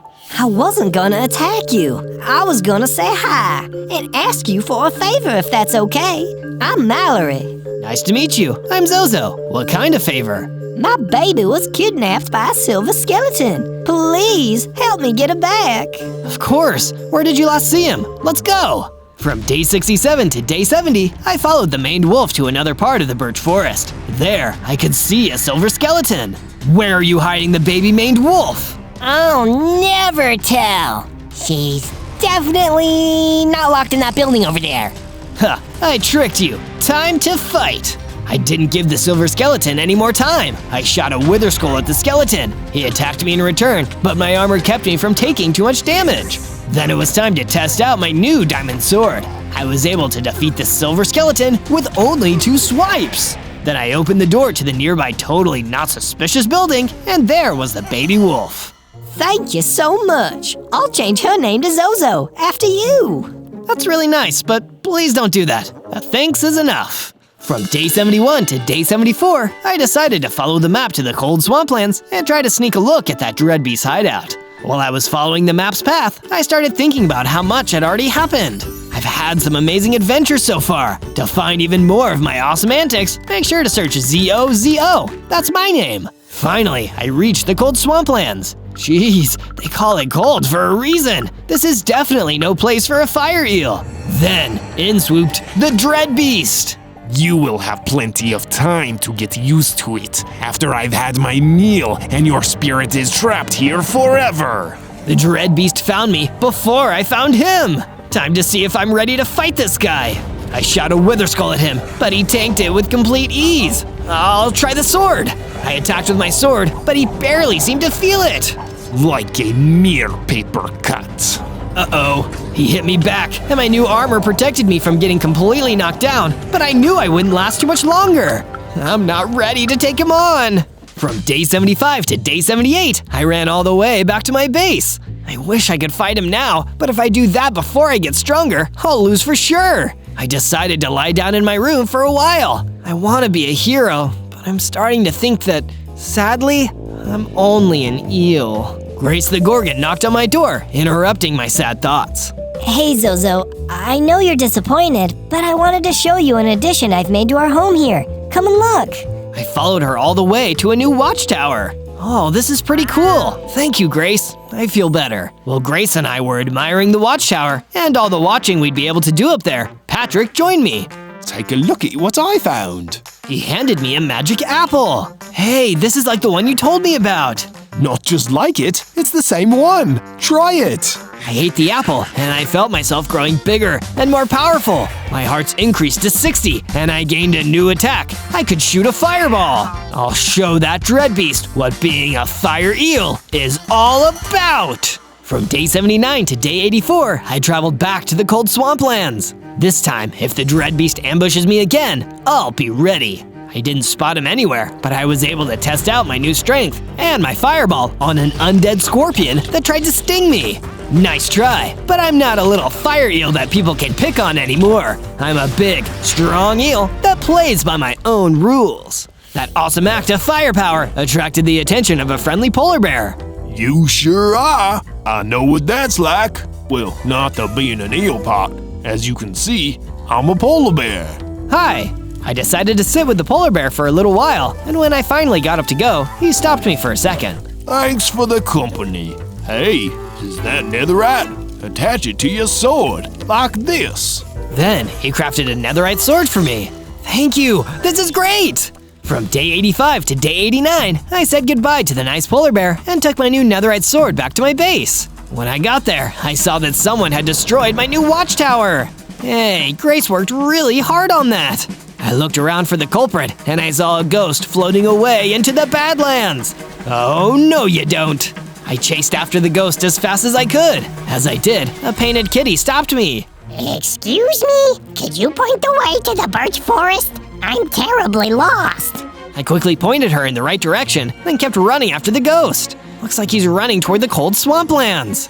From day 90 to day 94, I finally managed to catch up with the ghost. He ran into the Dread Beast's hideout. I stopped just outside. I'm not ready to go in there yet, but I can wait out here and see what happens. The ghost came back out of the hideout like he was looking for me. I got a better look at him and saw that he wasn't just a ghost. He was a huge, tough-looking dread ghoul.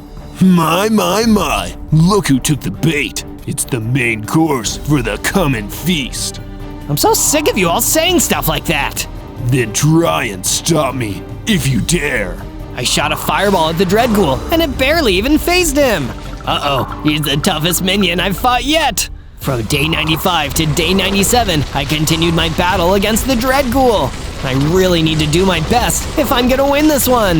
With the help of my new netherite sword, I was finally able to knock the dread ghoul down for good. His helmet fell to the floor, and I grabbed it. It was netherite. This goes great with my sword. Hey, what's this? I spotted a note on the ground. It says the Dread Beast is getting worried about me. He thinks I might be able to destroy him before he can eat me and fulfill the prophecy. This is great news. It means I'm definitely on the right track. I can't back down. I've got to get everything I possibly need before I enter the final battle. On day 98, I returned to my base. Grace the Gorgon and the rest were waiting for me. I'm really starting to think I can do this. I wasn't so sure before, but now I know everything will work out. It will. And look, I fixed the watchtower. The dread beast and his ilk can't keep us down. Yeah! Next, I spoke to Patrick the Panda. Zozo, before you head on out of here to fight that big boss, take this. It's a potion of strength. It'll power you up good. Thank you, this is just what I need. And finally, Sid the Cyclops. I don't have any potions or any repairs done. Just this.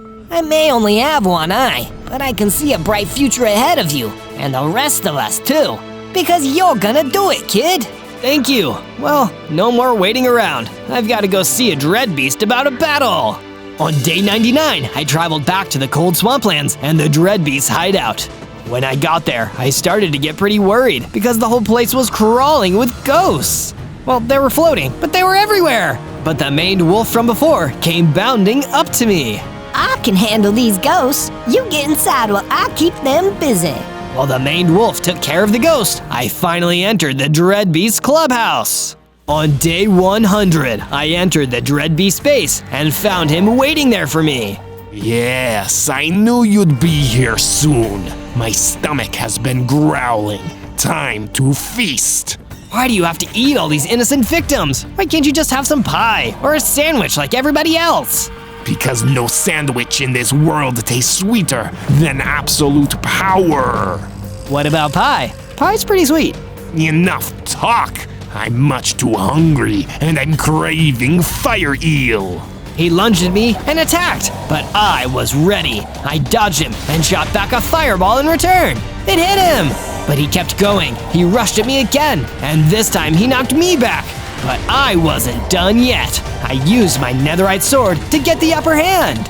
Zozo, imagine it. If you join my ghostly army, then you will share in my infinite power. The world will be ours. No thanks. I'm not taking that deal. I drank the strength potion and finally got the better of him. And with one more swipe of my sword, I destroyed the mighty, terrible dread beast. I did it! I saved the day! I'll say it, this eel is on fire! On day 1, I spawned into the red desert as Diamond Venom, the symbiote with major swag. Whoa, and I've started with 20 hearts? That must be because of my diamond hard skin. Even though I'm a baby Venom, I'm one tough baby. But I didn't get to enjoy all this for long. Before I knew it, a bunch of heavily armored royal guards were running towards me. Yeah, he looks like one of the escapees. We need to get him back into containment before Agent Horace finds out he's here. Escapees? But I didn't escape. I'm Zozo, and I just spawned here. Oh, we've heard that one before, bub. Come with us, you sparkly symbiote. We'll be forced to use extreme, force. I really didn't want to get into a fight straight away, especially over a misunderstanding, so I ran as fast as my little diamond venom legs would carry me. Uh-oh, it looks like I might not be fast enough. As I was running, I suddenly noticed that more royal guards had me backed up into a corner. Symbiotes are powerful, but as just a baby and without any weapons, there was no way I could take all these guys on. Can't we just talk this out? I promise I won't misbehave. I think this is a huge misunderstanding. Don't worry, kid. We'll talk it out when we have you back in containment. Come along now. We don't want to hurt you if we don't have to. And with that, the gang of royal guards led me off to who knows where. This isn't turning out to be a very successful first day. On day 2, the royal guards escorted me into what looked like a kind of small secret research lab in the middle of the desert. Welcome to Area 52, son. This is where we keep all the secret things for research and testing, and that includes you.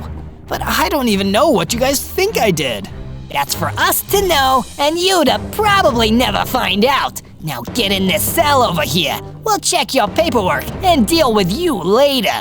They made me go into a cell where a huge, kind of intimidating redstone golem was waiting for me. Oh, shiny. What are you in for, Mac? Honestly, I don't even know. I feel like the right to a fair trial should have been given to us. They can't just lock us away like this. Here to that, buddy. I'm Robbie the Redstone Golem. You? I'm Zozo, and don't worry, Robbie. I'm gonna bust both of us out of here. But how? You see, one of the powers of the symbiote is super strength. Watch. With my powerful diamond fists, I busted down the wall of the cell leading to the outside. And before any of the royal guards could even notice, Robbie and I escaped out into the desert. That was amazing, Zozo. We should probably go our separate ways now, so that those goons can't catch us, but I hope we run into each other again. Same here, Robbie. Happy travels. And with that, we both ran off in different directions.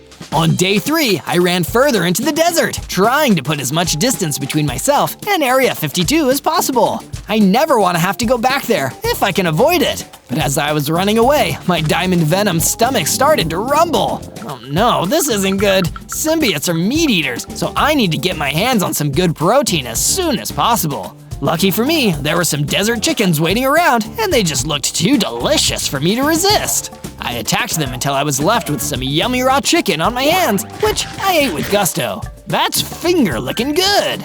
My hunger sated, I kept on walking until I ran into another lone figure in the desert. It was a warden. Hello there, Zozo. Wait, how do you know my name? I know a lot of things. Perks of the job. I'm Agent Warden. Nice to meet you. Agent? Oh no, you're with Area 52. You're gonna try to capture me. I used to be with them, but now I've gone rogue. Believe me, Zozo, we're on the same team. Come with me. I'll tell you everything you want to know. That was an offer too good to refuse, so I followed Agent Warden through the desert. From day 4 to day 5, we arrived in an isolated base in the middle of the Black Forest, so deep and dark that nobody would ever find it unless they knew what they were looking for. Welcome to my secret base, Zozo. And I do mean secret. If you tell anyone about this, I'll be forced to destroy you. Noted. Jeez, this guy is intense. I heard that. No, you didn't. When we were inside, Agent Warden started telling me the whole horrible truth about what people were up to at Area 52. You were lucky to escape with your life, Zozo. They're monstrous people. They capture and experiment on everyone who's different, trying to take their special powers and use them for their own gain. I used to be part of their whole organization until I decided enough was enough. I needed to take them down, and over the next 100 days, you can help me take them down. After what they did to me and Robbie, I'm happy to lend a hand in taking these bad guys down. That's the spirit. But we can't be seen together, Zozo. If we are, there's too much of a risk we'll both get taken out. Take this stone sword, axe, and stone pickaxe. Go make your own secret base. We'll talk again soon. My instructions were clear. I took the sword, axe, and pickaxe and left, going deep into the Black Forest. I cut down some trees to make a clearing and mined some stone. Then I started building myself a basic base to spend the night, adding a nice furnished room and a bed to make myself feel safe from the mobs at night. I stood back to appreciate my small and proud base, and I was really pleased with my work. But then, I heard some royal guards coming towards the forest. There's that diamond venom! Get him! Stay away from my base, guys, or you're gonna find out that I'm really a lethal protector. They didn't listen. Instead, they charged in, and I used my super strength to beat the living stuffing out of them. That's what you get for messing with the diamond symbiote. And giving those royal guards a beatdown also gave me enough XP to level up, becoming bigger, stronger, and amazingly, having 50 hearts. And it looks like I can use my super strong symbiote arms to climb walls. I climbed the walls of my little base and sat on the roof, admiring the beautiful scenery of the Black Forest. From day 6 to day 8, I continued working on my base, adding some couches and bookshelves to my living area. When I took a break, none other than Robbie the Redstone Golem came walking through the forest, right next to my base. I was happy to see him again. Robbie, I'm so happy to see you again. How are things going with you? Sadly, not good, man. I've been looking for a place to crash, but 2 of the villages I've tried to visit were already destroyed by the time I turned up. Destroyed? That's terrible. You said it, man. Something awful is going on out here. You need to stay safe. I'm gonna keep moving, and you should keep your eyes peeled. Stay safe out there, Robbie. Robbie left, and I was feeling more confused and afraid than ever. I needed to go and speak to Agent Warden as soon as possible. I ran to a secret base and told him everything that Robbie had told me. Then it seems the situation is already graver than I first thought. I have a few classified missions I need to perform myself, but in the meantime, head to the Sierra Valley and scope it out for any unusual activity. Together, we can stop the worst of this insidious plan before it even starts. Yes, sir. I'll do whatever I need to. That's a great attitude, Zozo. Do everything I say, and you'll go far. From day 9 to day 10, I did exactly what Agent Warden said and made my way out to the Sierra Valley to investigate. I just needed to find out if anything unusual was happening out here. Doesn't look like anything weird is happening out here. Oh, other than that. As it turned out, I hadn't noticed the huge armored piglin running towards me. Yeah, that's certainly pretty unusual. I began to battle the zombified armored piglin, but he was way tougher than the royal guards. Even with all my hearts and my diamond hard skin, he still had me on the ropes. Until suddenly, an armored pillager ran in and shot the zombified armored piglin with a bow and arrow. The second the arrow hit the creature, it seemingly got a lot weaker, and one more strike from my stone sword was enough to defeat it. That was awesome! You really saved my life there. Thank you, armored pillager. Don't mention it. I've never seen anyone like you. You really can fight. I've got a gang of sellswords who operate out here in the valley. We could use someone like you if you wanted to sign up. It'd be good work and good pay. It definitely sounds tempting, but I can't right now. I'm sorry. I'm on an incredibly important mission from Agent Warden. Who? It doesn't surprise me that you haven't heard of him. He's incredibly secretive. But I'll let him know we had this talk. Thank you again for the help. From day 11 to day 12, I returned to Agent Warden's secret base and told him all about what happened in the Sierra Valley with the piglin and the armored pillager who saved my life. But by the end of the story, Agent Warden didn't seem happy with me. You even told him my name? You can't do that, Zozo. I thought I told you my mission was top secret. Can you not even follow the most basic of instructions? I'm so sorry, Agent Warden. I didn't know it would upset you so much. I promise I won't tell anyone else your name. I'll keep your missions top secret. Good. That's more like it. For your next mission, I need you to go to the Sierra Valley again, the north specifically, and find your way to a research base hidden out there.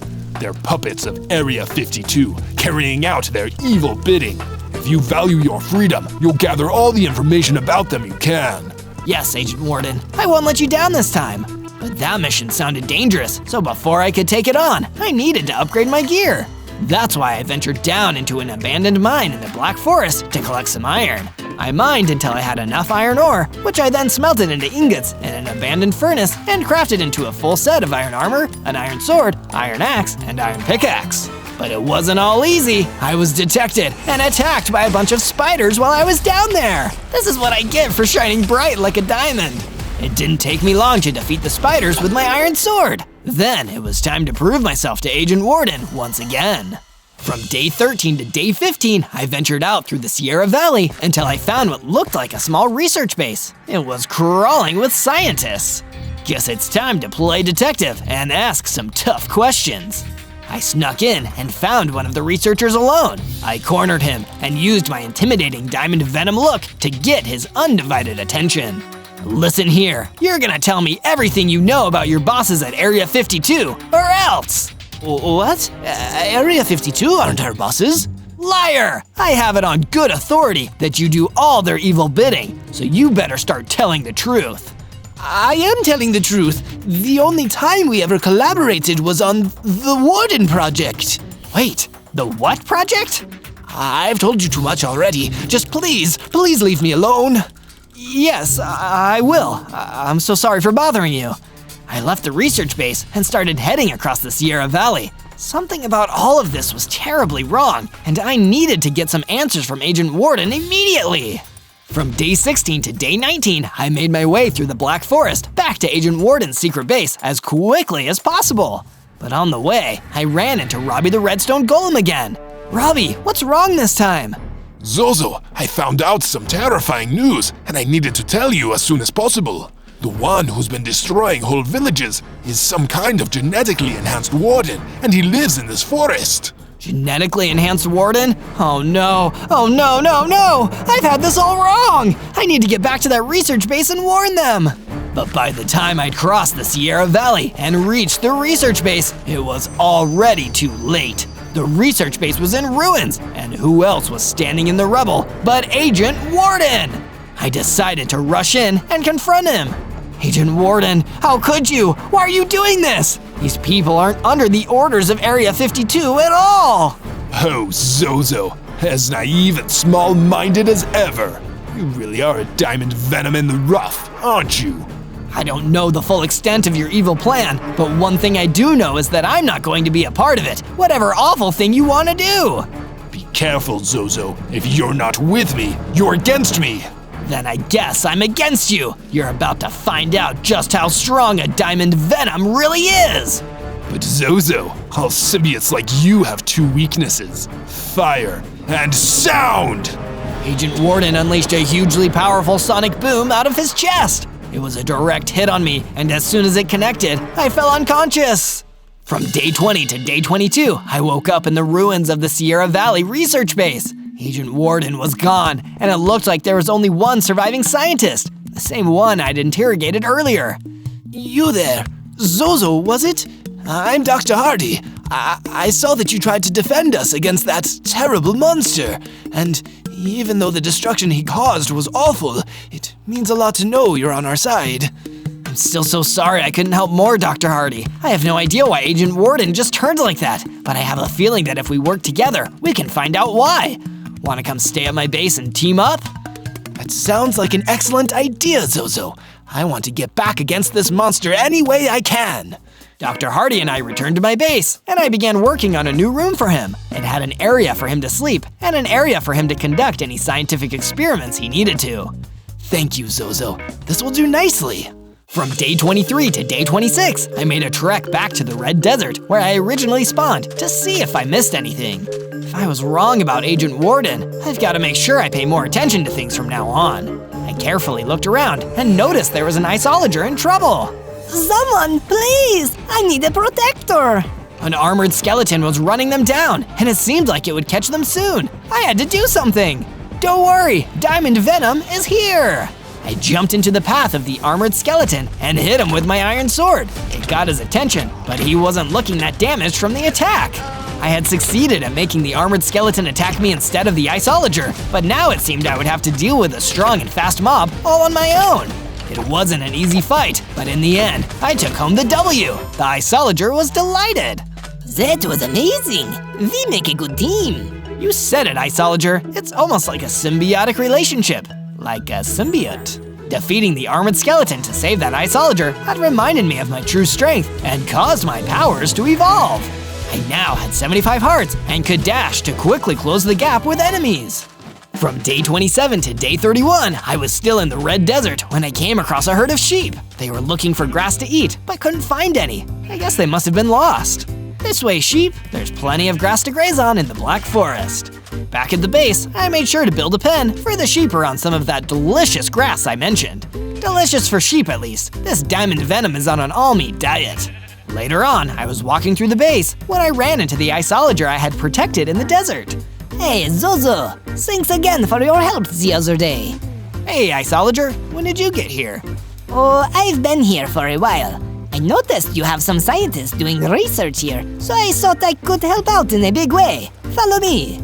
I followed the iceologer to another part of the base and saw what he was talking about. He had upgraded the base with a research watchtower. The scientists are gonna love this. Meanwhile, somewhere in a secret place, Agent Warden was plotting the next phase of the Warden Project. And whatever that entailed was probably super evil. Everything is going according to my super secret plan. That's because you're so good at being evil, Warden. I agree, Pigless. Soon it will be time for you to play your role in how things proceed. It is an honor to serve you, sir. Piglets will make sure your every order is carried out without fail. From day 32 to day 35, I went to Area 52 to see if I could get any more answers out of the Royal Guards. Even if they didn't know anything else about what Agent Warden was up to, I could still reason with them and form an alliance. Ah, it's Diamond Venom! There's no reasoning with them! Battle formation! The Royal Guards fought against me, but I defended myself by using my armor to reduce the damage from their attacks. Hold it, guys! I really think we can work this out. He's trying to reason with us. I guess we were wrong about him. That's the first time we've been wrong about anything. The Royal Guards took me to the office of their top agent, Agent Horace. So, you must be that Diamond Venom that escaped from our holding cell a while back. It's a shame I never got to meet you in person. Is that because you were going to do some uncalled for experiments on me? What? No! What do you think we do around here? We thought that a diamond symbiote like you had the potential to be turned towards the side of good. That's why we brought you here. I'm glad you guys weren't up to anything sinister. You definitely could have been nicer about it, though. The kinds of superpowered monsters we deal with, it's hard not to go overboard, especially after the Warden Project made us responsible for another monster. You mean Agent Warden? What is he up to? I can tell you it's something most secretive and most definitely sinister. We've been keeping tabs on him, but he's operating in the shadows now. I want to help you take him down. He betrayed me, and I don't like that kind of thing. Good. We could use a Venom like you on our side. Until Agent Warden is defeated, we'll make you a temporary secret agent. Agent Diamond Venom. I like the sound of that. From day 36 to day 39, I went mining for iron to fix up my armor. If I'm going to be playing the part of a secret agent, I should look like I've got the best gear.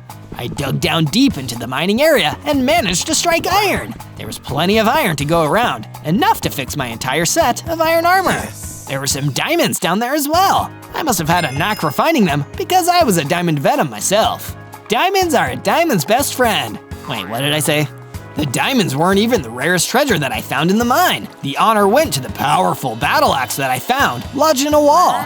I went above ground with the spoils of my mining excursion and fixed up my armor. I finished just in time for the iceologer to come in and talk to me. Hey, Zozo!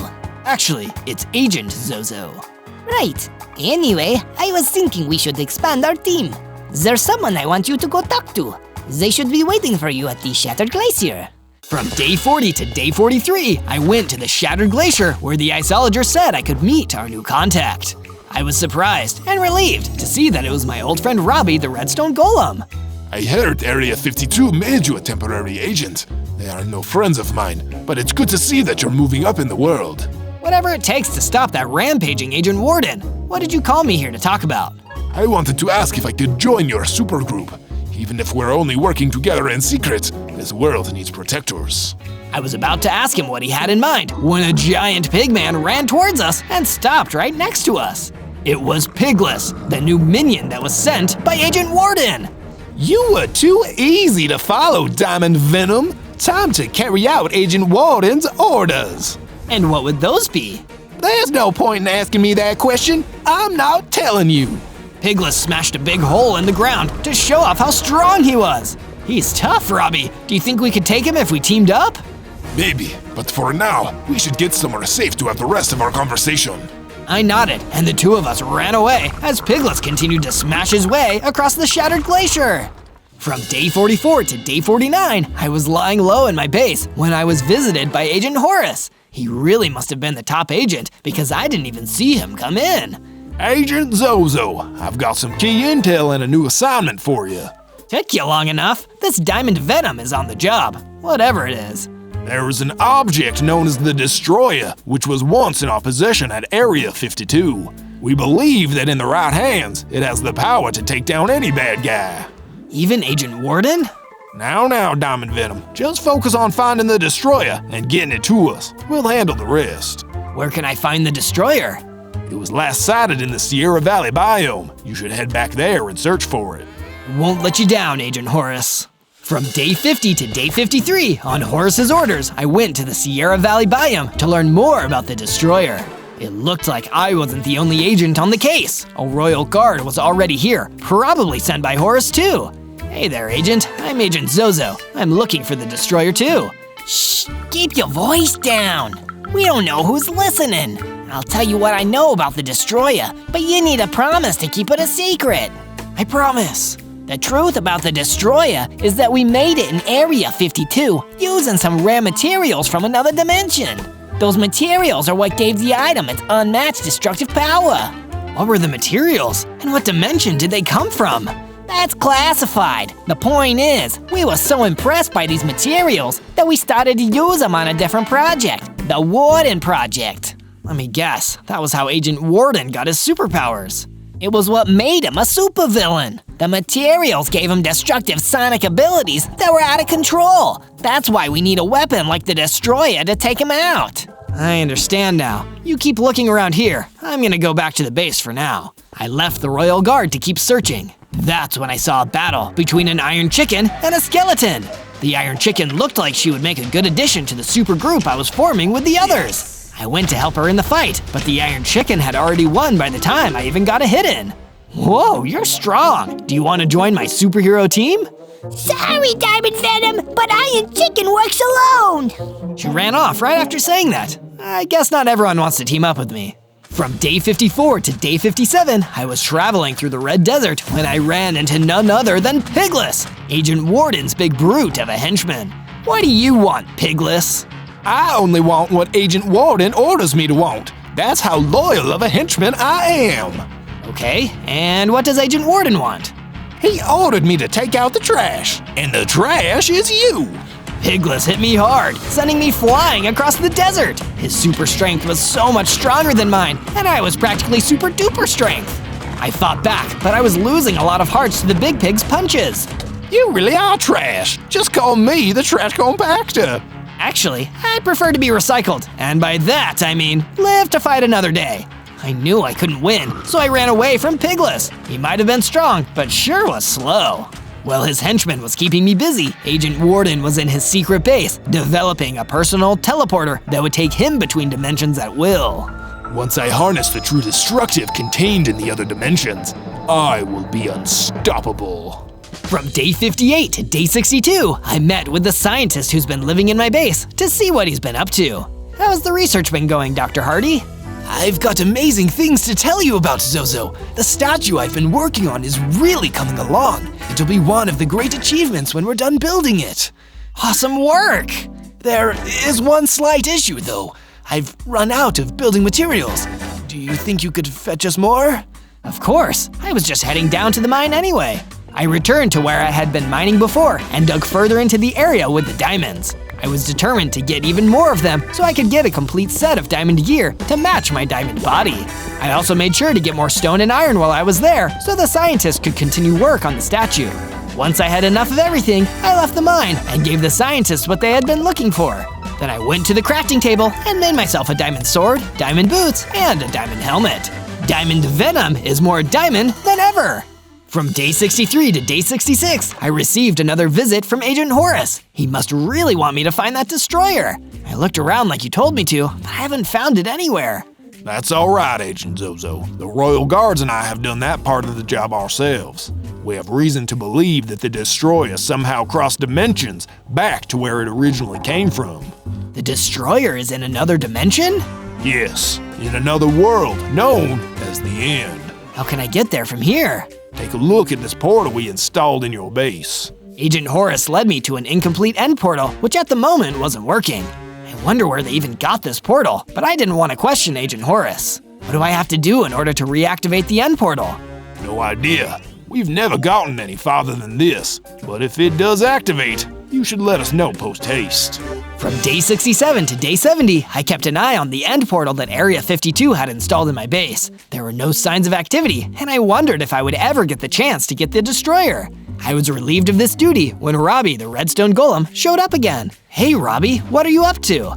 We've got ourselves a new objective, Zozo. There's some trouble down at the Shattered Glacier, and we should go help out. What's the problem? One dangerous mob called the Skeleton Jackal might be a new supervillain. Leave it to me, Robbie. I arrived at the Shattered Glacier and saw exactly what Robbie was talking about. The Skeleton Jackal had claimed the Shattered Glacier as his own territory. Diamond Venom, you're too late.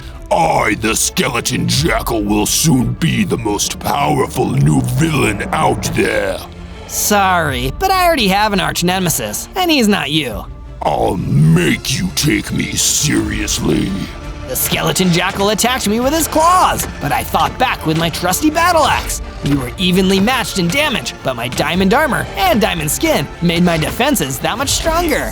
You might be durable, Diamond Venom, but this fight isn't over by a long shot. Stop this! We don't have to fight! What if instead of a villain, you decided to be an anti-hero? You can still be scary, but you also get to do the right thing. Anti-hero, huh? I guess I could give it a try. Wow, it worked! Welcome to the team, Skeleton Jackal. From day 71 to day 74, my base was under attack by Pigless, who was using his brute force to smash giant holes into the surrounding terrain. Piggy power! Stop it, Pigless! I used my dash ability and started swinging my battle axe at Pigless, inflicting damage on him. Ouch! That axe hurts! Can I have it? Pigless punched me, causing me to drop the battle axe. He picked it up himself and started swinging it at me. I equipped my diamond sword and continued to fight, but Pigless was even more deadly with the battle axe in his hand. Give that back, it's not yours. It is now. Eat this! Pigless wound up a big punch and sent me careening straight into a hill and caused me to get heavily dazed. When I got back up, he was already gone. It was no use trying to get my battle axe back now. It looked like my base was totally wrecked too. Pigless! I was really sad, so I went to the river to be alone for a bit. After a while, Isolager came by to cheer me up. Hey, Zozo, I know you're feeling down about losing your weapon, but I've rebuilt the base and added a perimeter wall to keep out future attacks. You're the best, Isolager. I'm glad you're part of my supergroup. Meanwhile, back at Agent Warden's base, my arch nemesis had gained the powers of the interdimensional energies he was attempting to harness. Area 52 thought I was a mistake and tried to destroy me. Their real mistake was not going further with their experiments. From day 75 to day 78, Agent Horus came to check on the base and give me a brand new weapon to replace my battle axe, the Javelin. We heard what happened with Pigless. It sounds like you've really gotten on Agent Warden's bad side. That Pigless is a real menace. He's going down, just like Agent Warden. You're in luck. We've got the location of Agent Warden's secret base. We figured we'd send you over there to do some real damage. I'll do more than that. This might just be business for Area 52, but it's always personal for me. I took the Javelin and set off through the Black Forest toward Agent Warden's secret base. If Pigless was there, I'd be sure to get my revenge from last time. From day 79 to day 84, I was sneaking around the outside of Agent Warden's secret base, and sure enough, I found exactly who I was looking for, Pigless. Agent Zozo! Looks like recycling day came early. I'll break you down like a cardboard box. You're the one who's gonna be broken, Pigless. I threw my javelin at Pigless, catching him off guard, and then I used the opportunity to hit him a bunch of times with my diamond sword. Not bad. I didn't expect that new weapon. But did you really forget your old weapon so soon? No, please, Pigless, anything but battle axe! Pigless swung the battle axe that he stole from me, taking off a ton of hearts. He was wielding the weapon as if it was meant for him. Once again, my diamond sword couldn't stand up to him, especially since my super strength was weaker than his. I really like being a henchman, you know. When I secretly get rid of someone, Agent Warden rewards me with treasure. I wonder how rich I'll be after I deal with you. Oh no, am I going to lose? As Pigless prepared to deliver the decisive blow with my own battle axe, I heard a voice from the trees. It was the skeleton jackal. Zozo, don't forget that you're Diamond Venom, a shining inspiration to anti-heroes everywhere. You're right. Inspired by Skeleton Jackal's words, I grew into a form powerful enough to take on Pigless, even with the battle axe. I had 100 hearts and diamond venom claws that were stronger than any diamond sword. With my new form, he was dropped in no time. Well, I did the best I could, but sometimes a henchman is just a henchman. Your boss Agent Warden is next, Pigless. And with that, Pigless vanished. From day 85 to day 89, I went back to my base to tell everyone that I had defeated Pigless in battle. I went and visited the scientist first to inquire about the state of the statue. I've made some amazing strides in the pursuit of the statue, but I'm still missing some materials. Could you grab me some more wood? Sure, let me grab some from my chest. I took some wood from my chest and brought it back to Dr. Hardy, who then escorted me to the statue. It was a statue of Dr. Hardy halfway through transforming into normal Venom. I guess he must have been a big fan. Afterwards, I returned to the side of the end portal where Agent Horus was waiting for me. It seems that Agent Warden has already gone to the end to harness the materials there. If the destroyer falls into his hands, he'll be even more unstoppable than a big pigman with a battle axe. That's pretty specific, but I totally understand what you mean. These Eyes of Ender that the Royal Guards have gathered should be able to jumpstart the portal. Get in there and make us proud. Yes, sir. He activated the portal and I stepped through. Suddenly, I found myself in the Nightshade Forest. This must be the main biome of the dimension known as the End. This is feeling strangely familiar again. Not too far away, I saw the destroyer lying on the ground. I didn't have time to go and grab it. An Enderman appeared out of the trees and started to attack me. Ugh, I guess I've got to deal with the mob first. I used my diamond sword combined with my claw attacks to make the Enderman back off and run away. With the mob gone, I picked up the destroyer and headed back towards the portal. From day 90 to day 94, I heard someone sneaking up behind me. It was Agent Warden. Welcome home, Diamond in the Rough. This isn't my home. Home is on the other side of this portal, and I intend on going back. After I defeat you, that is. You won't defeat me, Agent Zozo. You're just like me. The diamond symbiote that grants you all of your powers is from the End. That's why this place is your home. I'm from the End? Yes, and that's why I want you on my side. I need someone to help me reap the rewards that exist in this world. The materials that gave me powers could make an army of Sonic warriors. I'm not joining you. Area 52 trusted me to take you down, and that's what I'll do. You're making a mistake. Agent Horus and the others are weak, and that's why they capture and create super beings to fight their battles. I think we should choose our own battles, don't you? I actually agree. That's why I'm choosing my battle to be me versus you. I threw my javelin, but Agent Warden took it like it was nothing and bombarded me with a sonic blast. Even though I'd gotten stronger, sonic attacks were still my weakness. His powers had increased so much that I was powerless against him. Agent Warden hit me with a few melee attacks before knocking me out and stealing the destroyer. I'll be having that. See you on the other side, Diamond in the Rough. He ran off through my end portal.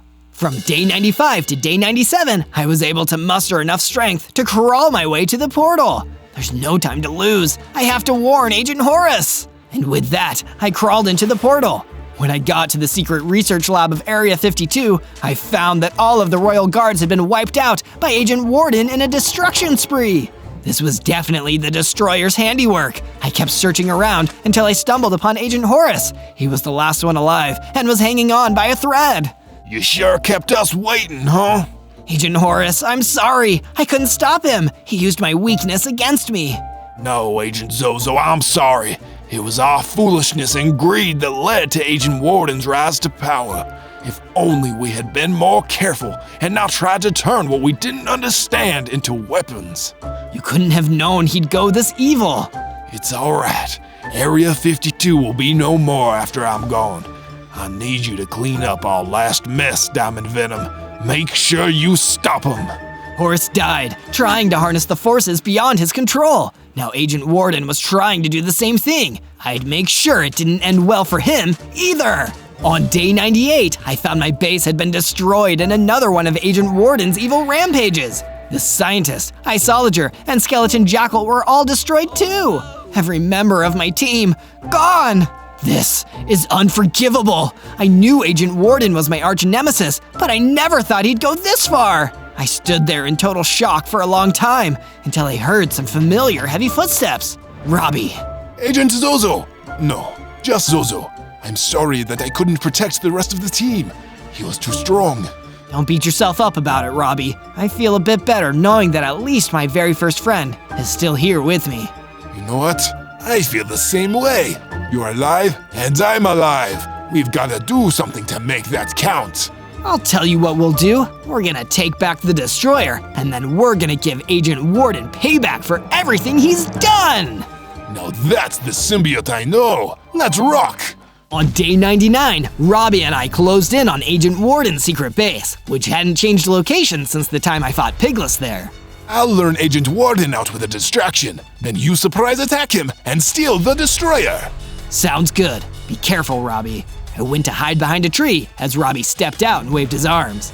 Hey Warden, look at me! I'm so destroyable! Haha, come destroy me! Sure enough, Agent Warden stepped out of the base with the destroyer in his hands. He started moving towards Robbie. Now is my chance! I used my dash ability to rush at Agent Warden. Just as planned, I was able to grab the destroyer and run away. Robbie turned and ran away too. Haha, I'm not destroyed! Better luck next time! When we got back to the base, I immediately took a closer look at the destroyer. It was definitely made with the same materials that made Agent Warden's sonic blast so strong. It was also from the end, like my symbiote. Maybe if I… Well, here goes nothing! I absorbed the material in the destroyer using my symbiote, and I could feel that it was enhancing my diamond skin to a whole new level of durability. It worked! Now my souped up diamond skin will be able to resist his sonic attacks. On day 100, I returned to Agent Warden's secret base for our final showdown. I of course brought Robbie with me. We entered his base and went downstairs. This time, Agent Warden was already waiting for us in his underground lair. This stops here, Agent Warden. You're not destroying anything else in your quest for mad science. When will you learn, symbiote? My sonic attacks will render you immobile once again! He fired a sonic blast at me, but I didn't even flinch this time. Because despite its name, the destroyer had made me indestructible. How did you do that? I knew your weakness! It's like you always said, I am a diamond in the rough, and now this diamond is gonna rough you up. I called forth the destroyer from within my symbiote and attacked using it. The shockwave smashed the surrounding area and did serious damage to Agent Warden. He's weak! My turn! Robbie rushed in and smacked him with his golem arms a couple times. I joined in with a diamond claw attack. Agent Warden tried to fight back, but his powers were useless against me now. Please, no more! This is for everyone at Area 52 and everyone at my base too! No, please! All I wanted was to be able to blow up whatever I wanted! I was just acting mysterious to look cool! Well, now the truth is out, and the truth is, you got what was coming to you. Then, I swung the destroyer one last time, and he was gone! Leaving me and Robbie to celebrate the fact that the world was safe again. On day 1, I spawned in as the Grim Reaper. Then I noticed I was tiny, and I only had 3 hearts. What is this nonsense? I looked around and saw that I was in front of a castle. Ooh, this looks interesting. I'll take a look inside. I opened the door and called out, "Anybody home?" Maybe one of my friends lived here or something. I started wandering around and found myself in a throne room. What is that? I saw a man with a mutant wither skeleton. He was holding a scythe. Wait, I think that's my scythe. How did you get it? The man screamed in rage and pointed at me. Destroy him! A bunch of zombies came out from the back room, and I gasped in shock. Without even thinking, I fired an icy blast that froze some of the zombies solid. Huh, that's interesting. I guess this is because I'm as cold as death. I ran out the door and down the stairs as the zombies followed me. That was not what I was expecting. And why does that guy have an army of zombies? That's not right. I found a small cave and decided to sleep there for the night. Tomorrow, I'll find out what's going on. On day 2, I left the cave to go exploring. I walked for half a day until I found my way to the Autumn Forest. I don't really have a home, so I guess I'm gonna have to make one. I started collecting some wood to make a crafting table and a wooden pickaxe. After some additional mining and crafting, I had some simple stone tools and weapons. Well, it's better than nothing. I had been working so hard all day, so when I stopped, I realized I was hungry. What does a Grim Reaper eat? I found some cows and pigs and cooked up some food for myself. It didn't do anything to help. In fact, it made me feel sick. Gross! I need to find something else. I noticed that it had gotten dark. Suddenly, a group of zombies popped out and started attacking me. With my new stone sword, I was able to take them out easily. They had dropped some meat, and I stared at it hungrily. Maybe this will help me? I ate the meat, and sure enough, my hearts were restored. I feel much better now. I made it back to my base and worked on a few more things before heading to bed. On day 3, I went back out to find more materials for the base. It was safe enough, but I wanted to make some improvements. It turned out to be a nice day. I hope nothing too crazy happens today. I realized I had spoken too soon, because just then, I heard an awful crash. I ran to see what the noise was when I saw a Dread Queen fighting a bunch of zombies. Hey, leave her be! I rushed forward with my weapons. The zombies started to attack me when I remembered my trick at the castle. I fired out some ice blasts and froze up some of those nasty zombies. The others noticed and started to run away. Nice job, Death. It's been a minute since I've seen you. Did you shrink? Who are you? I'm Famine. Do you know me? I'm sorry, no. Oh, this must have been Lord Terror's doing. I knew he was up to no good. I was so confused at this point. Famine could see that I was overwhelmed. You are the Grim Reaper, or Death. I'm Famine, and we have two friends, War and Pestilence. We establish order in the world. But Lord Terror, as he calls himself, started messing with stuff. He's been infiltrating the villages and turning people into undead. That's horrible. Those souls need to be freed and move on. I thought that's what you were planning, but nobody has seen you for a while. Now I know something bad happened. You're smaller and you don't look like yourself. This is a lot to take in. How about we get back to my base? It's not a castle, but it's safer than out here. Sure. Famine and I made our way back to my base, just in time for the sun to set. On days 4 to 5, I helped Famine make a little home at my base. I was driven out of my home by the undead. I guess Lord Terror is getting more powerful as the days go on. The house wasn't too fancy, but Famine seemed to like it, and she thanked me. No problem, anything for a friend. I went out to look for some more supplies when I saw a group of skeletons near a cave entrance. I'm Death, surely they won't want to harm me. As I approached, they seemed friendly, but then they started shooting me with their bows. Hey, we aren't enemies! Honestly, I didn't know anymore. I was just a baby after all. I used my sword to attack, and soon enough, they were all gone. Hey, what's that? I noticed a bow on the ground, and I picked it up. It had an enchantment of flame on it. Nice, this will come in handy. On day 6 to 8, well out in the forest near my base, I gathered some meat from some more cows and pigs. Famine got hungry a lot after all. I'm gonna keep working and getting stronger. Lord Terror doesn't stand a chance against me. Is that so? I looked, and to my surprise, it was Lord Terror. He had a few zombies around him. Let those innocent souls go. You don't have a right to keep them here. Lord Terror laughed and swung the scythe around. I'm the Lord of Death now, Little Reaper. I won your scythe fair and square. What are you talking about? He seemed tired of talking, so he swung at me instead. Whoa! He was fast. I tried to dodge him, but he kept getting hits in. I beat you once. I will beat you again. I gotta get out of here. I ran as fast as my little legs could carry me. As I did, I heard Lord Terror laughing from behind me. That's right, Little Reaper. Run away. I will see you soon enough. On days 9 to 10, I made it back to the base. Famine could tell I was hurt, and she tried her hardest to help me. It's okay, Death. You will grow stronger and eventually beat Lord Terror. He's just a silly little monster trying to steal other people's things. I felt a little bit better after our talk, but I still felt exhausted. Oh, I almost forgot. I have a surprise for you. She brought me outside to show me a statue she was beginning to make. Ta-da! It's great, Famine! Is it a tent? No, silly. Do you really not know what it is? I looked again. Can you tell what it is? I also made some other upgrades while you were gone. She showed me the lanterns and a small archery range. Wow, you've really outdone yourself. It's the least I can do for a friend. Famine was awesome. I was glad I was able to find her. I hoped our other friends were doing okay. I would go looking for them soon. On days 11 to 12, I had a vivid dream. I was a fully grown Grim Reaper with my scythe at my side. I was living in the castle that I had escaped from on day 1. Everything is as it should be. Not quite. I looked and saw Lord Terror, except he looked like a normal villager. I believe we have a game that needs playing, Death. With his dark powers, Lord Terror began to steal away my energy and my ability. He shapeshifted into his mutant wither skeleton self as I became a sad little baby reaper.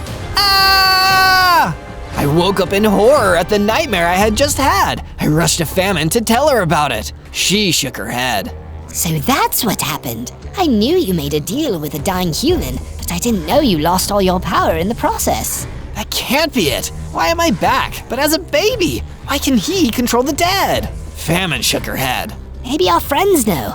I think it's about time we go find them. On days 13 to 15, I went out to explore. I was hoping to find War or Pestilence, but they didn't seem to be anywhere. I hoped they weren't captured or anything. I realized I was back in the area where I had seen Famine for the first time. There were a bunch of zombies milling around still. I guess they just expected her to come back. Get lost! I drew my bow and defeated them one by one. I didn't realize it until now, but I was releasing their souls from their bodies. I was freeing them.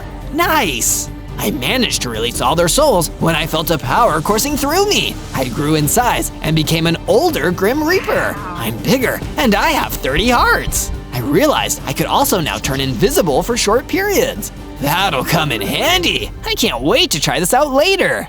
On days 16 to 19, I found a cave and decided to mine for some more materials. This looks promising. Hopefully I can find some iron in here. As I was venturing deeper into the cave, I saw a group of skeletons standing right on top of an iron deposit. It looks like I'm gonna have to take care of that. I drew my bow. They noticed me immediately and began shooting. Come on, guys, I just need some iron. After just a few more shots, they were all gone, their bows and arrows scattered around me. I mined the iron without any more trouble and got to work. I smelted the iron into ingots with a furnace, then was able to make a new sword, pickaxe, and some other tools. Yes, things are looking up. On days 20 to 22, I started to head back to my base when I noticed I was being followed. I went invisible briefly and waited for them to approach. Then, as the figure approached, I turned visible again and jumped out. Whoa, whoa, whoa! I'm a friend. He was a crimson wizard, and the red of his outfit made me think of anger, which then made me think, are you War? In the flesh. Yeah, I thought you looked kind of different. You're, not as tall as you used to be. I told him what happened, and he whistled. That sounds awful. Hopefully you can get your scythe and your castle back. Those are pretty sick. Thanks? No problem. I invited him back to my base, and he happily agreed. And I thought my house was a fortress, you know, being war and all. But those pesky undead got inside and started breaking everything. So I left. Good thing I ran into you. We were nearly to the base when we saw Famine running toward us. Oh, hey, Famine! She didn't even acknowledge War. Death! Lord Terror is outside. He is threatening to take down the base. Wait, War? Sheesh, it's like I'm invisible. Stay here. I'll go see what he wants. If I need help, I'll call for you. War and Famine got to catching up while I approached the entrance. Sure enough, Lord Terror was there with my scythe. I believe that scythe belongs to me. See now, little Reaper. I won this fair and square. You agreed to the terms. I don't even remember what happened. And you're just a human. You can't beat death. That's my calling. You're wrong. The witch gave me the ability to win this power. Witch? Lord Terror screamed and charged at me. I dodged him and used my Ice Blast ability to try to stop him. It didn't work for some reason. What in the world? He laughed and lunged at me again. I slashed him with my new iron sword. I actually managed to hit him, and he looked at me in shock. I was about to hit him again when he slammed the scythe into the ground, pushing me back. I'll be back to finish you off. And with that, Lord Terror ran away. What a coward. I'll say. I looked and saw War and Famine looking out from behind the trees. I did manage to wound him though, so that means I'm getting stronger. Yeah, but you have a lot of work to do. On days 23 to 26, I chatted with War about Lord Terror. You definitely need some upgrades if you're gonna fight Lord Terror and beat him.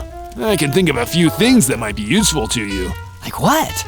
Well, you definitely need to upgrade your sword. Iron is alright, but you need some diamonds and an enchanting table to improve your attack. Okay, where should I go? War told me all the places where I would find the supplies. It wasn't a short list. This might take a while. You want to defeat Lord Terror and get your scythe back, right? Of course I do. Then get to it. I started gathering materials for the enchanting table and managed to make one all by myself.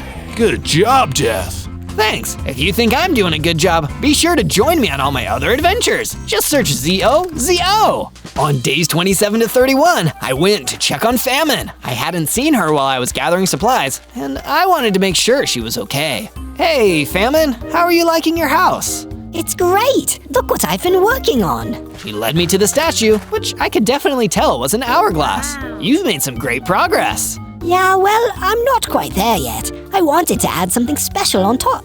It's a surprise. Could you get some white and black wool for me? Sure.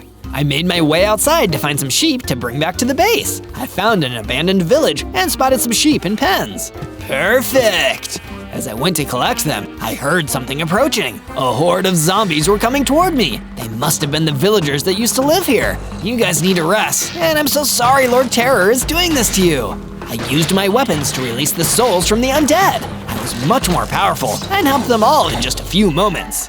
Hopefully, you can all be at peace now. I gathered the sheep and managed to bring them all back to the base. It wasn't easy, but I knew that Famine would appreciate it. On days 32 to 35, I went to gather some more food for all of us. Pork seemed like a pretty safe bet. I know the pigs will be easy to find, but I need to wait until dark for the zombies. I decided to set up a little trap for them, and sure enough, they fell right into it. Impressive, Death. Who is that? You don't recognize my voice? Shame on you, old friend. Then I saw someone step out from behind the mushrooms. Of course I didn't notice her. She was a mushroom lord. She blended in. Pestilence. Did you shrink? Yeah, I shrunk. I told Pestilence what had happened, and she hissed in disapproval. Now, why would you do that, Death? You are too clever to be outsmarted and depowered by some lowly wither skeleton. That's the thing. I think Lord Terror cheated me. He mentioned something about a witch. I think that he somehow won because of her. Well, the only witch I know of is Famine. Hey. I'm just kidding. I've heard of an apothecary that lives here in the swamp. Maybe that's who he went to. This is great information. Pestilence agreed to take the food back to the base while I looked for the witch. Hopefully, she could give me more information about Lord Terror. On days 36 to 39, I journeyed further into the fungal patch in search of the witch. I thought for sure that I would find her, but I didn't see a house anywhere. Where in the world is she? I looked around some more when I saw a group of rabbits. They were acting kind of strange, a little too organized. Maybe they're her henchmen or something. I should follow them. Actually, they're probably just stocking up on food. How silly of me to think that they were working for the witch. Then I noticed that the rabbits all gathered together again. They seemed to be examining each other's food. Okay, I should maybe look somewhere else. Then the rabbits all bounded toward a large mushroom and disappeared. Whoa, where did they go? I quickly followed after them, running straight toward the mushroom. On days 40 to 43, I ran through the fungal patch, chasing the rabbits. What in the world? Intruder! A large group of rabbits came bounding toward me. What are you doing in Our Lady's realm? Did you have an inquiry? Is this where the witch lives? The rabbits gasped. You dare call her such a rude name? She is an apothecary of great renown. Sorry, I just need answers. I don't mean her any harm. You look like you do. Then the rabbits started jumping at me. Hey! I didn't want to hurt them, so I just tried to swat them away as nicely as I could. Death? What are you doing here? I looked up to see a friendly witch. Friends, no need to harass Death. I'm sure he has a reason for being here. The rabbits stopped attacking me and quickly surrounded the woman. Who are you? I'm Amelia. I wasn't expecting you for quite some time. I'm not here to collect your soul. I just need to know why you helped Lord Terror. Lord Terror? He stole my power and made me regenerate. He took my scythe and is using it to keep souls captive in their undead bodies. Amelia gasped and started to shake her head. That was Logan Turner. I gave him a potion of luck. He said he needed it in order to fulfill his last dream before he passed. I had no idea he would use it for such an awful thing. She seemed genuinely upset. I can't undo what's been done, but maybe this can help you. She went inside her house and came out with a potion. What is this? A potion of strength. You will need that in order to get your scythe back. Thank you. I look forward to seeing you again, but hopefully not for a long time. She waved goodbye as I left her realm, returning to the swamp. On days 44 to 49, I returned to my base. Pestilence, famine, and war were having a good time together. I noticed they had improved their homes as well as the wall of the base. You've been busy. So have you, my friend. Did you find the witch? Apothecary, and yes, she was very nice. I told them the whole story and showed them the potion. That'll be useful later. I'm glad you were able to find her. Probably gave her quite a scare though. Just a little bit. We all laughed and chatted for a little bit before Famine jumped up. Oh, come look at the statue. I went to look and sure enough, Famine had outdone herself. On top of the hourglass was a skull that looked just like my face. Whoa, it's amazing. You've been a great friend to us, Death. It's the least we can do.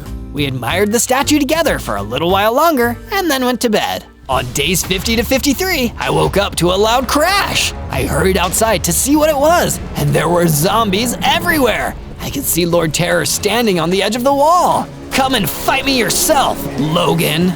Don't call me that. He snarled at me and then swung the scythe. It nearly knocked me over, but it also knocked out some of the undead. Time to be freed, my friends. I used my iron sword on the group of undead, freeing them from their cursed bodies. It took a little while, but I eventually got them all. You can all be at peace now. Just then, I felt a pain in my back. I grew taller and gained more hearts. I looked at my back to see what the pain was and realized that I had grown dark feathery wings. Whoa, this is amazing! I flew up for a minute to survey the damage. This is gonna take some time to fix. Death! I looked and saw famine and pestilence running toward me. I lowered myself to the ground. What's wrong? Lord Terror took war. The undead were just a distraction. No! I slumped to the ground. I thought I could protect everyone, but Lord Terror was too clever. He needed to pay. On days 54 to 57, we all worked hard to fix the base. We gathered supplies, made the walls taller, and added extra security measures, including a small moat. After working all day, we sat down to chat about our next move. There's no doubt that Lord Terror took war to the castle. Why do you say that? Oh yeah, you don't remember. There's a massive dungeon in the basement. It has cages, traps, and all sorts of things. We actually used it to meet there sometimes for brunch. Sounds lovely. It was. We should do it again soon. Yaman cleared her throat. Sorry, but he'll be there for sure.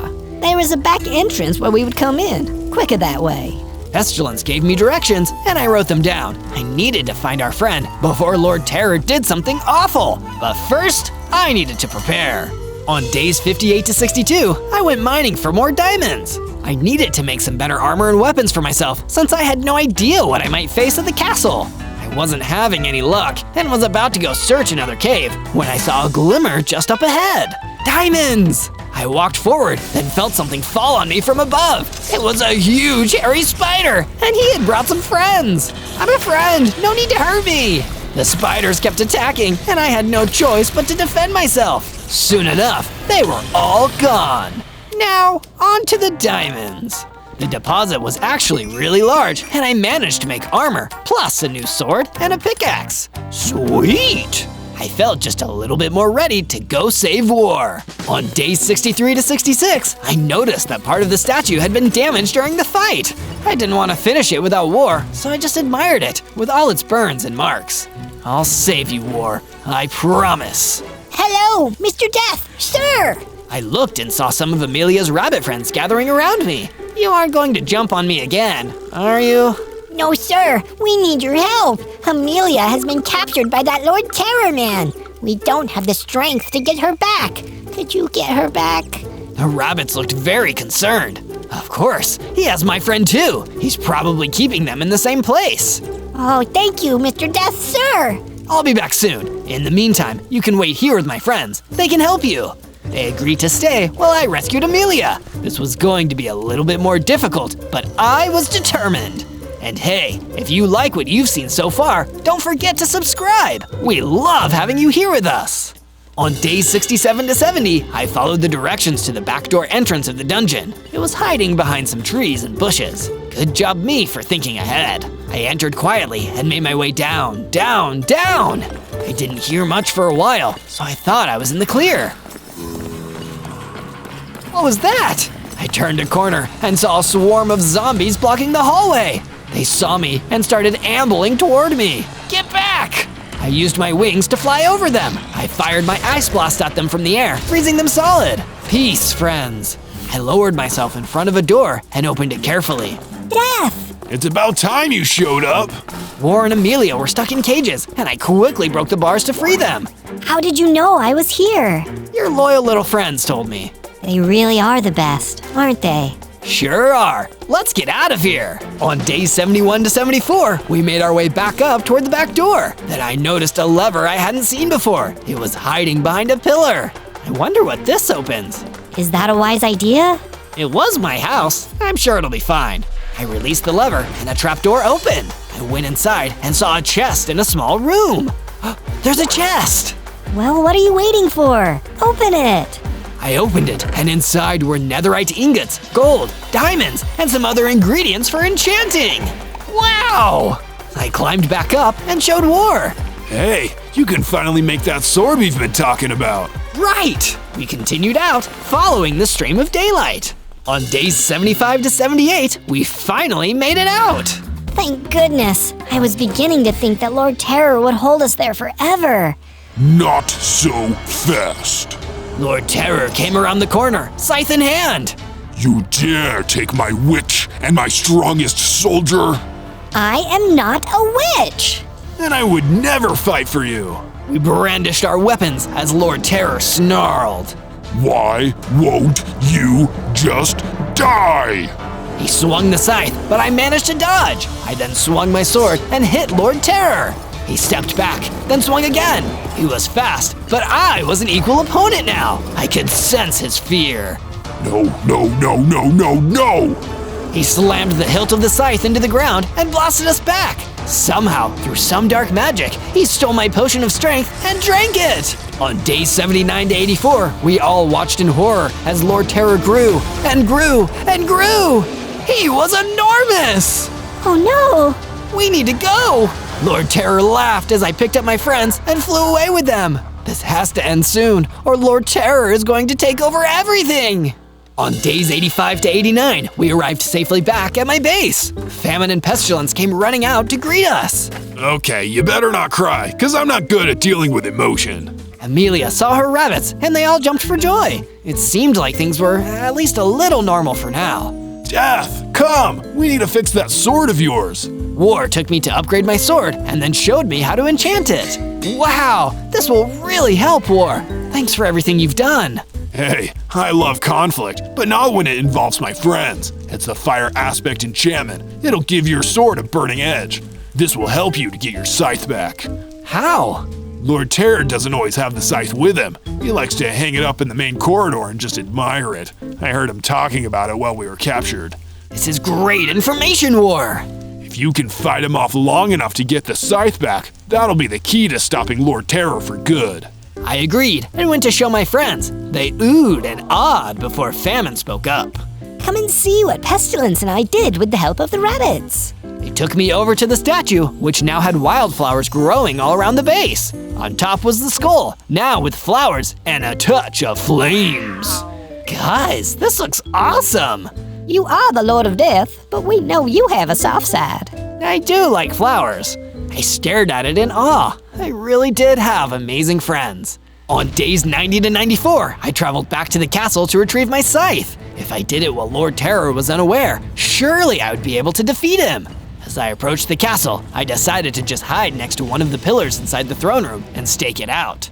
I could see Lord Terror back to his normal size. Thank goodness. He was standing around, admiring the scythe. That's mine.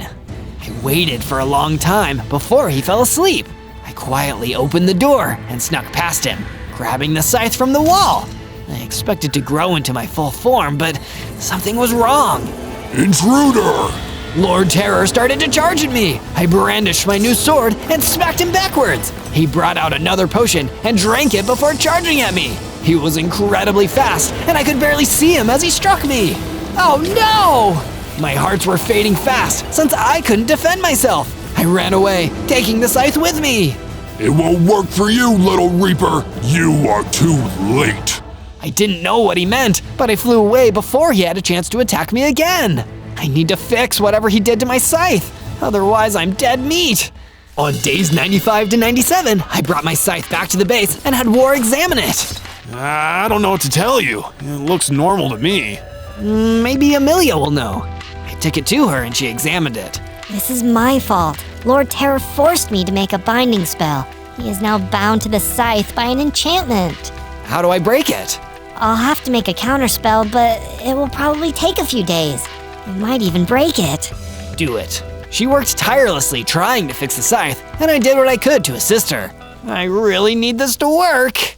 On day 98, I helped Amelia with what I could, but she said I needed to wait for the result. I made my way outside and admired our base and the statue. It had been a difficult journey so far, but I was glad that I had found my friends, made some new ones, and grown stronger. Even if my scythe didn't work, I knew that I would defeat Lord Terror somehow. Hey, we're really glad that you've been here on this journey too. Be sure to subscribe and search for Zozo for more videos. Also, comment below on what my next adventure should be. I can't wait to see what you say. On day 99, I went to look for Amelia. She looked a little discouraged. I don't know if the spell worked. You'll need to wield it in battle to see. Well, then I guess it's time to go fight Lord Terror. I'm sorry about all the trouble I've caused. If it wasn't for me, none of this would have happened. Maybe, but I'm glad it did. I got to find my old friends again, build an awesome base, and meet you. You're an awesome apothecary, Amelia. Which? But who's keeping track? Go give him, well, you know. I smiled as I flew off towards the castle, scythe in hand. As I landed on the steps, the door was open for me. The undead were nowhere to be seen, but Lord Terror stood on the steps, sword in hand, potion in the other. You can't defeat me. We'll see about that. I took my scythe and slammed the hilt into the ground, causing everything to shake. I felt a surge of power, and I was connected to my weapon again. I grew taller, my hearts increased, and my wings spanned further. You have cheated death, Logan Turner, and for that, you must pay. Lord Terror drank a potion, and he grew taller. As our weapons met, there was a brilliant burst of light. It's not fair. I am Lord Terror, the new Grim Reaper. I earned that title. I lifted myself into the air, letting the scythe swing down with a mighty force. You stole that title. I am the rightful Grim Reaper, and now you must move on. Lord Terror screamed before the scythe made contact, and in a burst of smoke, he was gone. On day 100, I flew back to the base triumphant and glorious in my final form. Everyone cheered as I descended, and they even tried to hug me. You're our hero. The world is finally right again. And that was the honest truth. On day 1, I spawned in as an elemental shark in the middle of a tropical rainforest. And before I could understand what any of that even meant, I was surrounded by a gang of terrifying fire elementals, led by a massive magma golem. Looks like we got him, boss. The last elemental who wouldn't bend the knee for ya. What? I feel like I'm missing something here. Everyone laughed at me for saying that, and it definitely didn't make me feel good. The magma golem was the only one who remained steely and serious. I think I'm missing something too. I'm missing the part where you swore absolute loyal to me, Magnus, the Magma Golem, Lord of the Elementals. Who made you Lord of the Elementals? I've never even heard of you. I made myself the Lord, and if you don't bow to me, I'll make you into Shark Elemental Sushi. I think I'd rather make myself scarce. Before the Magma Golem or his fire elementals could attack me, I used one of my elemental powers to warp out of there and run away as fast as I could.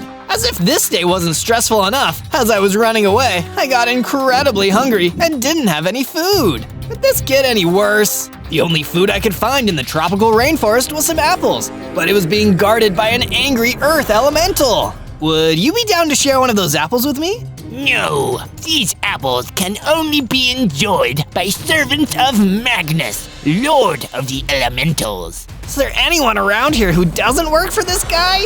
I fought the earth elemental with my bare fins until I gave up and ran away. Finally, I was able to at least enjoy an apple. This is the one nice thing that's happened to me today. What's going on here? On day 2, I kept running through the tropical forest until I was convinced I'd lost the Magma Golem and his nasty gang of fire elementals. If there's one thing I can be sure of in this crazy, confusing world, it's that those guys are bad news. When I felt safe, I punched down one of the trees and made myself a wooden pickaxe. And with that, it wasn't hard to mine down into the ground and collect myself enough stone blocks to get started on a base. I think after all this craziness, I've really earned a roof over my head tonight. I used the stone and wood I collected to start building a base with a basic bedroom and living area, complete with a sofa and a couch. I also made myself a stone sword and a stone pickaxe. It wasn't much, but at least it was something. As long as that awful magma golem doesn't come and try to burn it down. But I soon wished I hadn't said that, because a few of the magma golem's fire elementals came blazing through the forest towards me. You thought you could escape us, didn't you, kid? Nobody escapes Magnus or his minions. Sooner or later, you're gonna give in to his demands or be destroyed. But why would I want to work for a guy like him? What is he even planning? You're not important enough to know that. Come on, boys, let's torture. The fire elementals came for me, and I used my stone sword to fight them back until they were nothing more than ashes. I still don't understand what's happening here. What is this Magnus guy planning, and what part do I play in all of this? You better watch to the end if you want to help me find out. On day 3, I decided it was time to investigate what was going on. After all, if I didn't know the truth, I was at a disadvantage. I started exploring around the tropical rainforest until I found someone who wanted to talk to me about it, and that someone just so happened to be a scary-looking monster mushroom named Fungo. To my surprise, he was friendly. Please, Fungo, tell me about what the deal is with Magnus, the so-called Lord of the Elements. He's been hassling me ever since I spawned here. Ah, that makes a lot of sense. You're a shark elemental, right? And as his name suggests, Magnus, the Lord of the Elementals, wants to get control of as many of the elementals as he can. And if you want to get them too, chances are the only way you're going to be able to do it is by taking the fight to him. Defeat Magnus? Maybe if I get stronger I could do that, but why? I don't understand why he's doing this. Well, take a seat on that log over there, buddy, 'cause that's a much longer and wilder story. So I did as I was told and sat down, but nothing could prepare me for what I was about to hear. From day 4 to day 5, I sat down and listened to the story Fungo the Monster Mushroom told me about Magnus the Magma Golem. First, you need to understand that golems are always created by villagers. They are not natural creatures, and as such, they are completely at odds with the natural elements of the world. But when Magnus was created, he learned to hate his own unnaturalness. He was so frustrated by it that he wanted to conquer the elements and make them work for him. One by one, he subdued the fire elementals, the earth elementals, the air elementals, and the water elementals. Through their allegiance, he may be able to control all the forces of the natural world. And in order to defeat him before he becomes too powerful, you'll need to master all 4 of the elements and gain their powers. Oh, just like in Avatar: The Last Airbender. Wait, you've seen Avatar? Sweet, that's gonna make all of this a lot easier to understand. Be careful out there, Zozo. If you can get strong enough and gain all these powers, you can save us all. But to help with the learning process, you'll need to find a mentor. Do you know where I can find one? Nope. Good luck. From day 6 to day 8, with all the new information that Fungo the Monster Mushroom had given me stewing around in my head, I started making my way back to my base. So, I need to find a mentor. How can I track one down? It's not like they have a directory website, but my frustration and self-pity was interrupted by seeing an innocent swamp pig being picked on by more of those evil fire elementals. Please, guys, leave me alone. I'm just doing my daily exercise. Little piggy's trying to exercise. Hilarious. We can help you warm up. Oh yeah, we'll fry your bacon. These are extremely insensitive jokes, guys. Please leave me alone. But I knew they'd never leave that poor swamp pig alone. Not unless I made them. That's why I pulled out my stone sword and ran in to fight them off. Leave that innocent pig alone, you meanies! It didn't take me long to defeat them all and rescue the swamp pig from a fiery doom.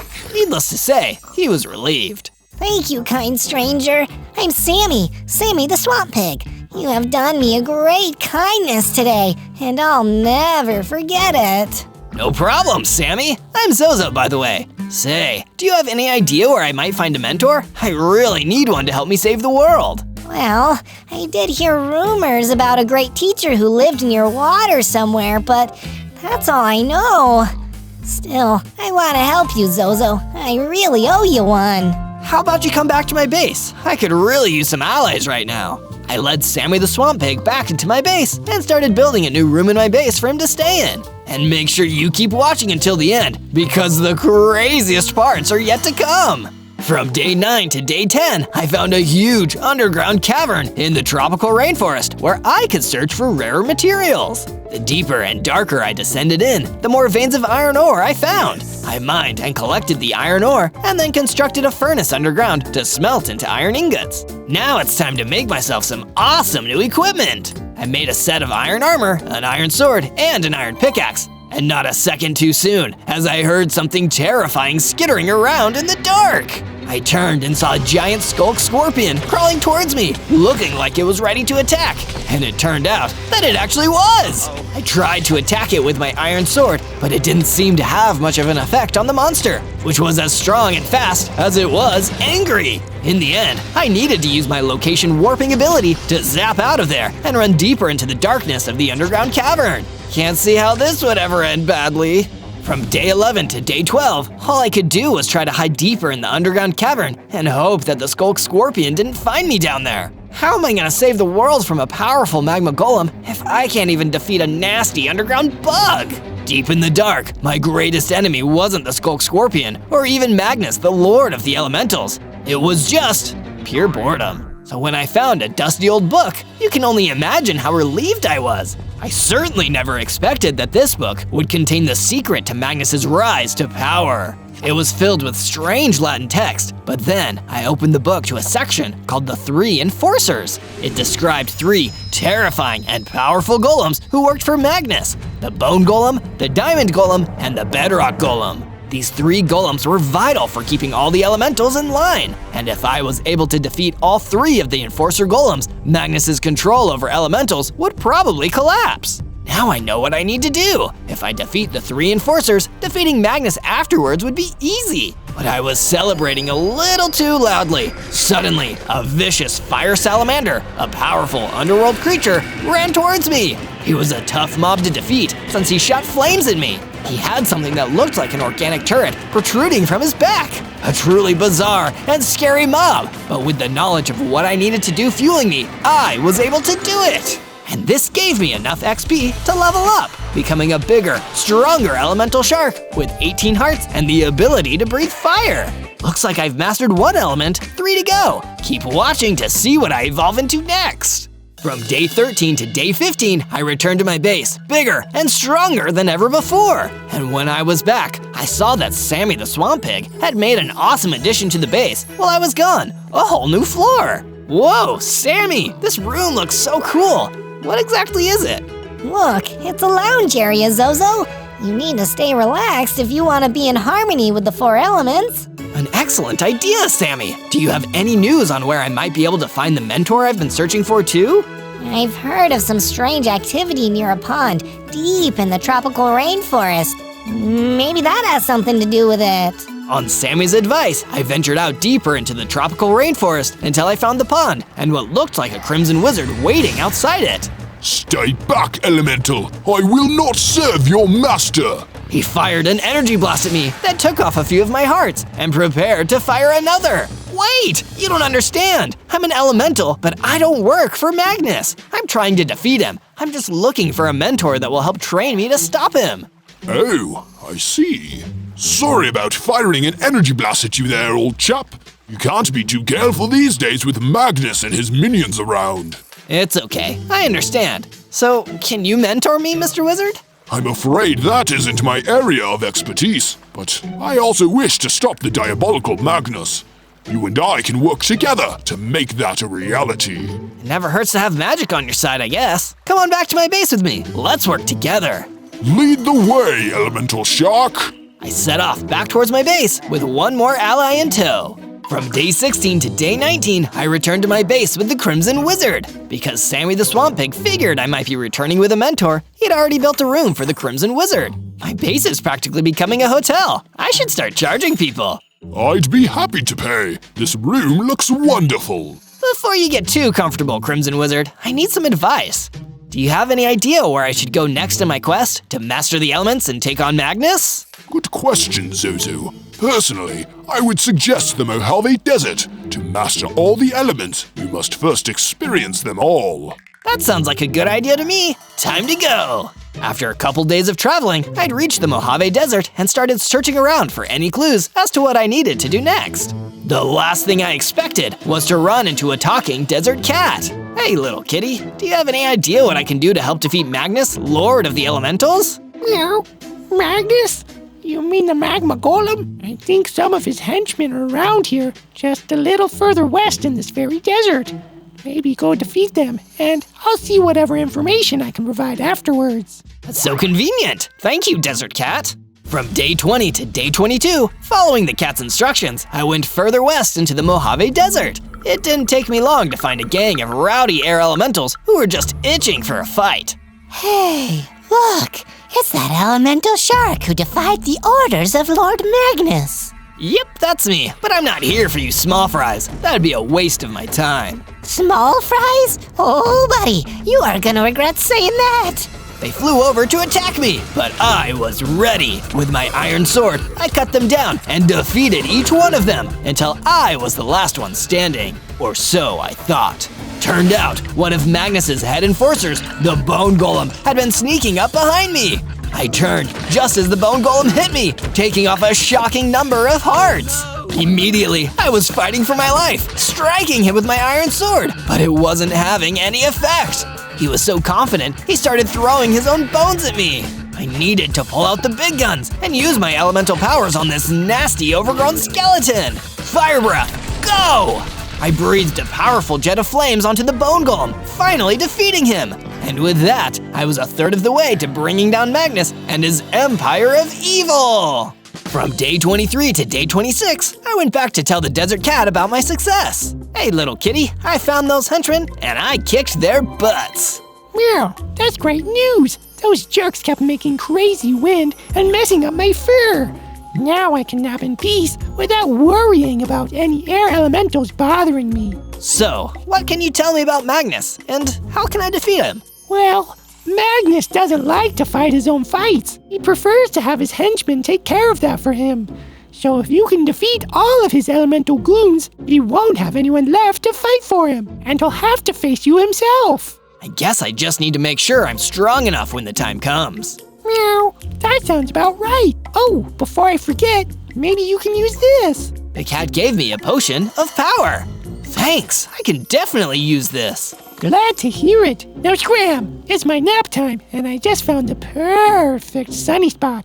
You got it. I left the cat and continued walking through the desert until I found a new area. When I got there, I was jumped by some earth elementals. Say, it's the wise guy who thinks he can defy Lord Magnus. Let's get him, boys. Not if I get you first. Fire breath, go! I blew a blast of fire at the earth elementals and followed it up with an attack with my iron sword. Pretty soon, all but one of the earth elementals was defeated. Wait, if you let me go, I can give you some information. Oh yeah?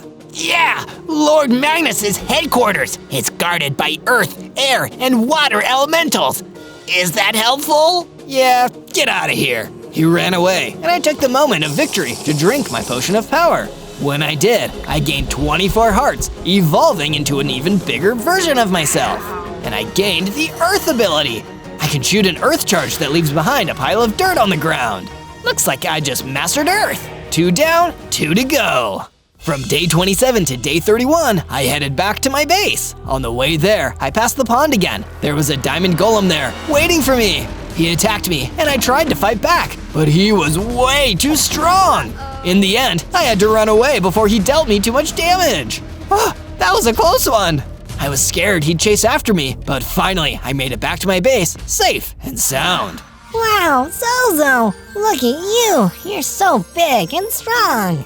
Indeed, your stature is most impressive. Thanks, guys, but I'm not done yet. I've still got 2 elements left to master, and I need to get way stronger if I'm gonna defeat Magnus. Still, you must take time to celebrate how far you have already come. Speaking of progress, I have a sense that there is something useful to you waiting at a nearby location, the Rainbow Beach.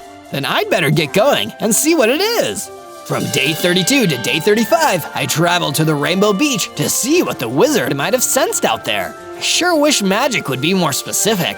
Oh well, I guess that's just how magic is. As I was looking around, I spotted an iron golem up ahead. Hey there, do you know anything about Magnus? Don't you ever say that name to me! How dare you bring him up in my presence! Oh, wait, I didn't mean to offend you.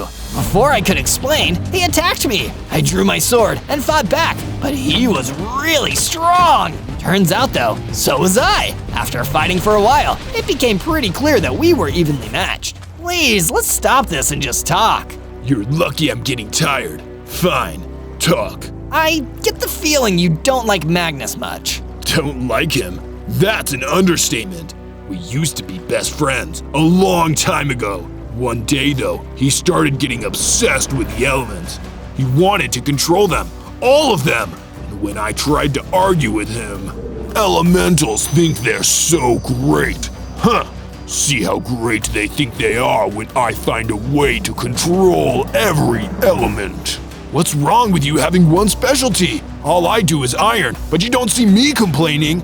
That's because you're a loser, and I don't need to spend my time with losers.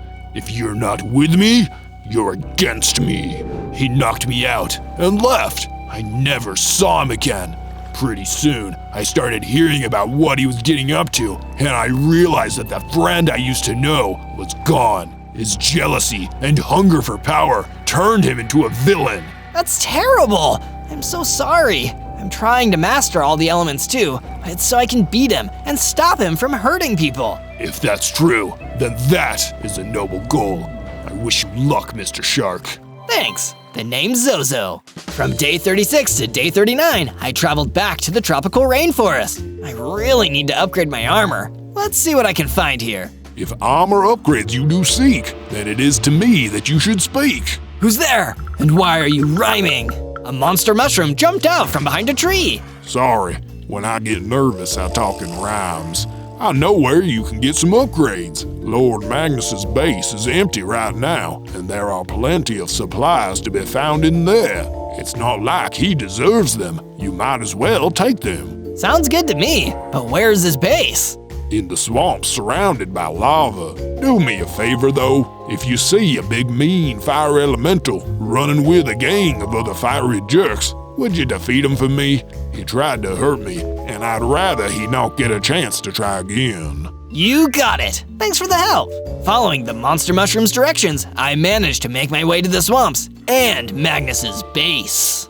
From day 40 to day 43, I fought my way into Magnus's base. There was only a few wither skeleton guards, and it was easy to beat them. Then, I ran inside. Jeez, this place really suits the guy. It looks as mean as he is. I didn't have much time to look around because the diamond golem from earlier was inside.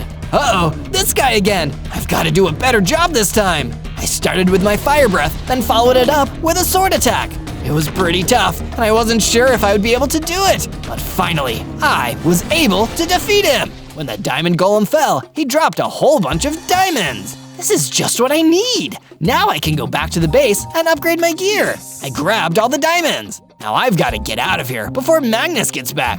I may be a lot stronger than I used to be, but I'm still not ready to face him. Maybe with some upgraded armor and weapons though, I'll be closer to my goal. From day 44 to day 49, I traveled back to my base and got to work on upgrading my armor and weapons. Using all of the diamonds I got from that diamond golem, I was able to craft a diamond pickaxe, a diamond sword, and some diamond armor. Awesome, look at all this stuff. I feel more powerful already. Okay, back to exploring. I need to see what else I can do to improve and work toward mastering those last two elements. I headed out into the rainforest and started exploring. As I did, I came across a group of fire elementals. They didn't see me at first, but I could hear them. You guys remember that loser mushroom that got away from us before? I think I know where we can find him and finish the job. Nice! He was so pathetic! Let's go get him! That's the fire elemental he was talking about. If I fight and defeat these guys, he won't have to worry about them anymore. Wait, there's some shocky freak listening to us. That's the guy the boss told us about. Yup, and I'm here to kick your butts. Using my new diamond sword, I was able to defeat those fire elementals in no time. This new gear sure is great. I can't wait to see the look on Magnus's face when he realizes I'm finally strong enough to take him down. But I can't get ahead of myself. I gotta focus on mastering water and air. Time to get moving. From day 50 to day 53, I traveled into the Red Rock Highlands to seek out new ways to master the elements. I feel like the Highlands can teach me air stuff, right? That seems right. or maybe water. Is there water here?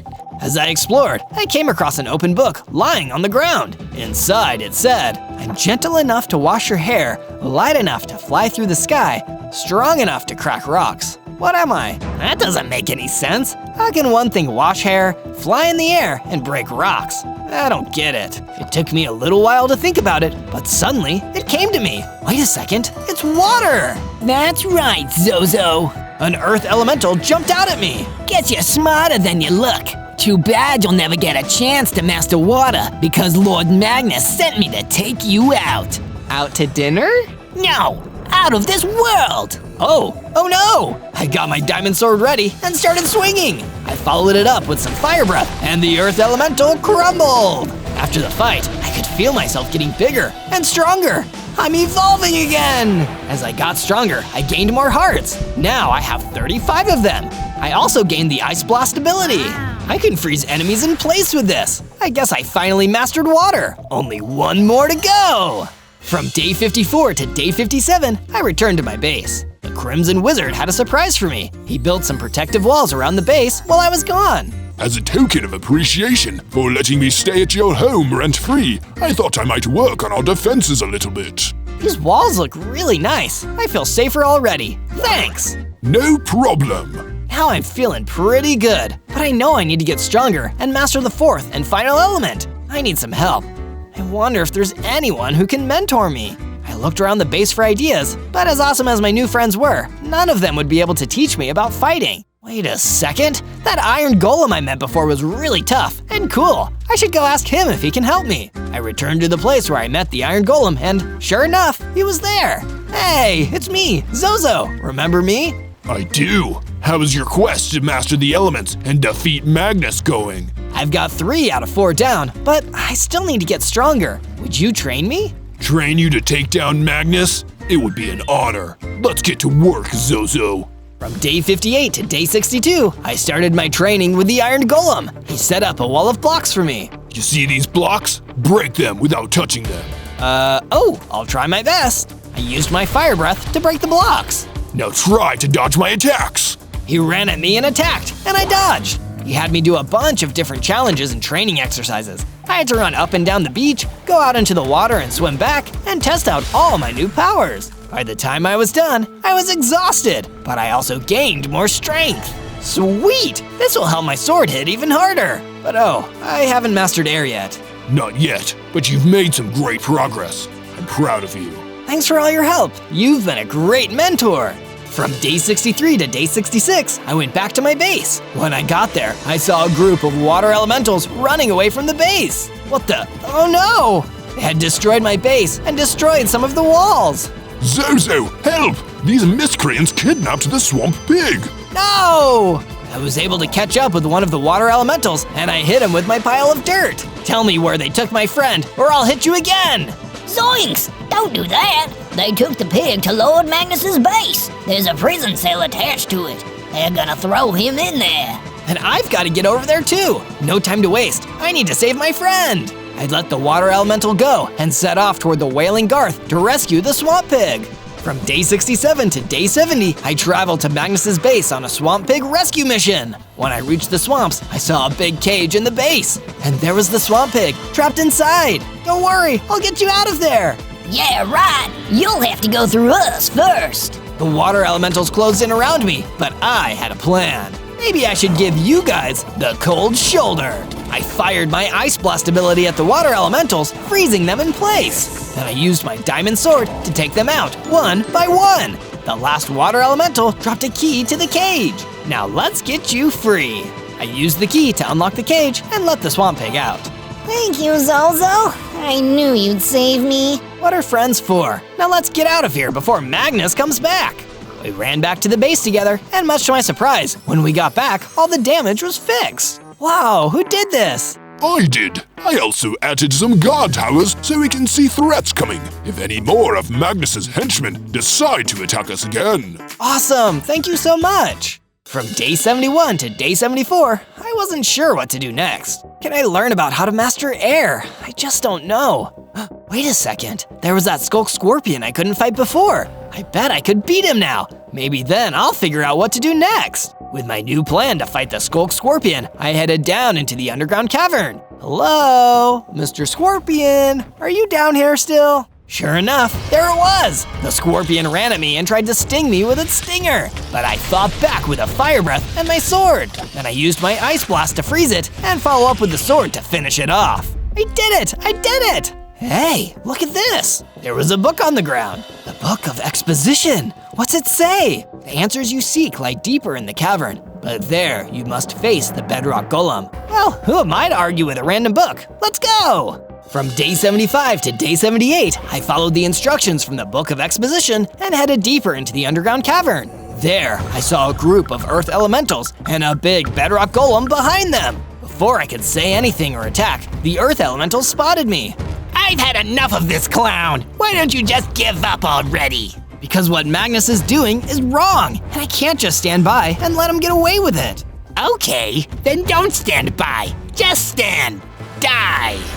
The earth elementals rushed at me, but I was ready for them. I fought them with my diamond sword. Once they were all gone, I turned my attention to the bedrock golem. Now it's your turn.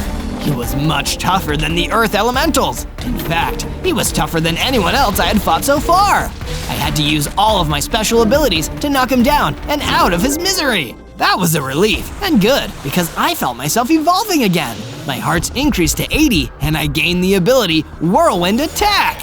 I did it! I mastered air! I've got to tell everyone! From day 79 to day 84, I ran back to the base to deliver the good news. Hey, look! Look! I showed my friends my new evolved form and tested out my Whirlwind Attack for them. Wow, Zozo, you're amazing! Most impressive. So now what should I do? Excellent question, my friend. I believe the answers await us at the Red Rock Highlands. Shall we go there now? Yes, let's go! From day 85 to day 89, the Crimson Wizard and I traveled to the Red Rock Highlands. Okay, we're here. Now what?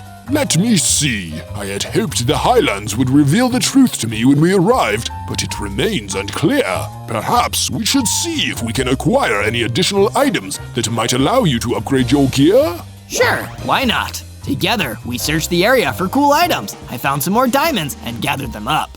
From day 90 to day 94, I was gathering diamonds while the Crimson Wizard headed back to the base. All of a sudden, Magnus appeared behind me. Still haven't given up yet, I see. Nope, and I never will. I finally mastered all the elements, and I'm coming for ya. Oh yeah? How are you going to do that from underground? What? What are you talking about? The one element you haven't mastered.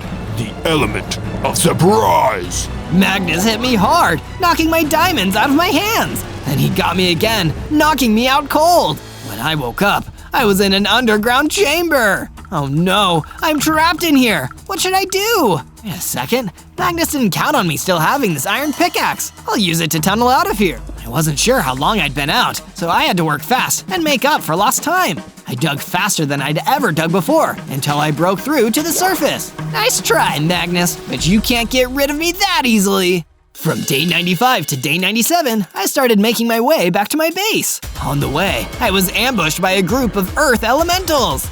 See? I told the boss burying him wouldn't work. Weeds always grow back. I'm not a weed, I'm an elemental shark, and I'm stronger than you, and I'll prove it. I fought back, and with my mastery of all 4 elements, it didn't take long for me to beat them. I finished my fight with the Whirlwind Attack and blew them away. Awesome! Okay, no time to celebrate yet. I've got to get back to the base. On day 98, I finally made my way back to my base. Zozo, where have you been? We were worried about you. Magnus surprised me and trapped me in an underground chamber. I had to dig myself out. Monstrous. That's awful. It's okay, I'm totally fine. I made it back, and we still have time for me to use my mastery of the elements to defeat Magnus and restore peace. It's gonna be great! You're right, Zozo. Gee, this sure has been a wild adventure. And to see more adventures like it, make sure to like this video, subscribe to the channel, and search ZOZO! Zozo, allow me to accompany you to Magnus's lair. There, you can finally end this nightmare for good.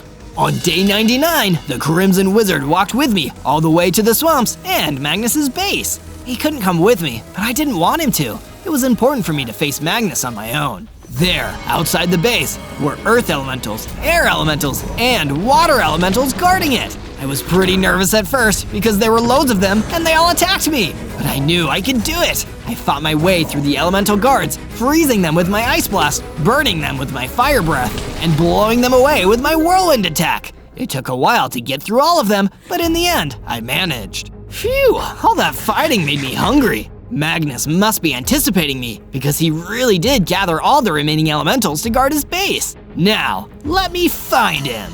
On day 100, I headed into Magnus's base to finally complete my quest. He was sitting on a throne, waiting for me. I escaped your trap. So I see. I had a feeling you might. It doesn't matter. You're going to lose. I don't think I am. See, there's something you don't get about the elements. They require balance. They're equal. None of them are better than the others. Elements don't have lords. They're all equal and work together. Foolish words from a foolish shark. No more talking. Let's fight. He didn't have to tell me twice. He didn't even have to tell me once. I was already getting my sword ready. I used my dirt ability to hopefully trap him, but he dodged it. He came back at me with an attack, but I dodged it and attacked again. All of a sudden, Magnus started shaking and growing. He evolved into a bigger, stronger version of himself right before my eyes. Uh-oh, I've got to step up my game. Ice time! I used my ice ability to freeze Magnus so he wouldn't have a chance to hit me with his new evolved strength. This gave me just enough time to use all the other elements back to back. Earth, fire, air! With all my powers combined, I finally defeated Magnus! It's over! Now we can all coexist in peace again!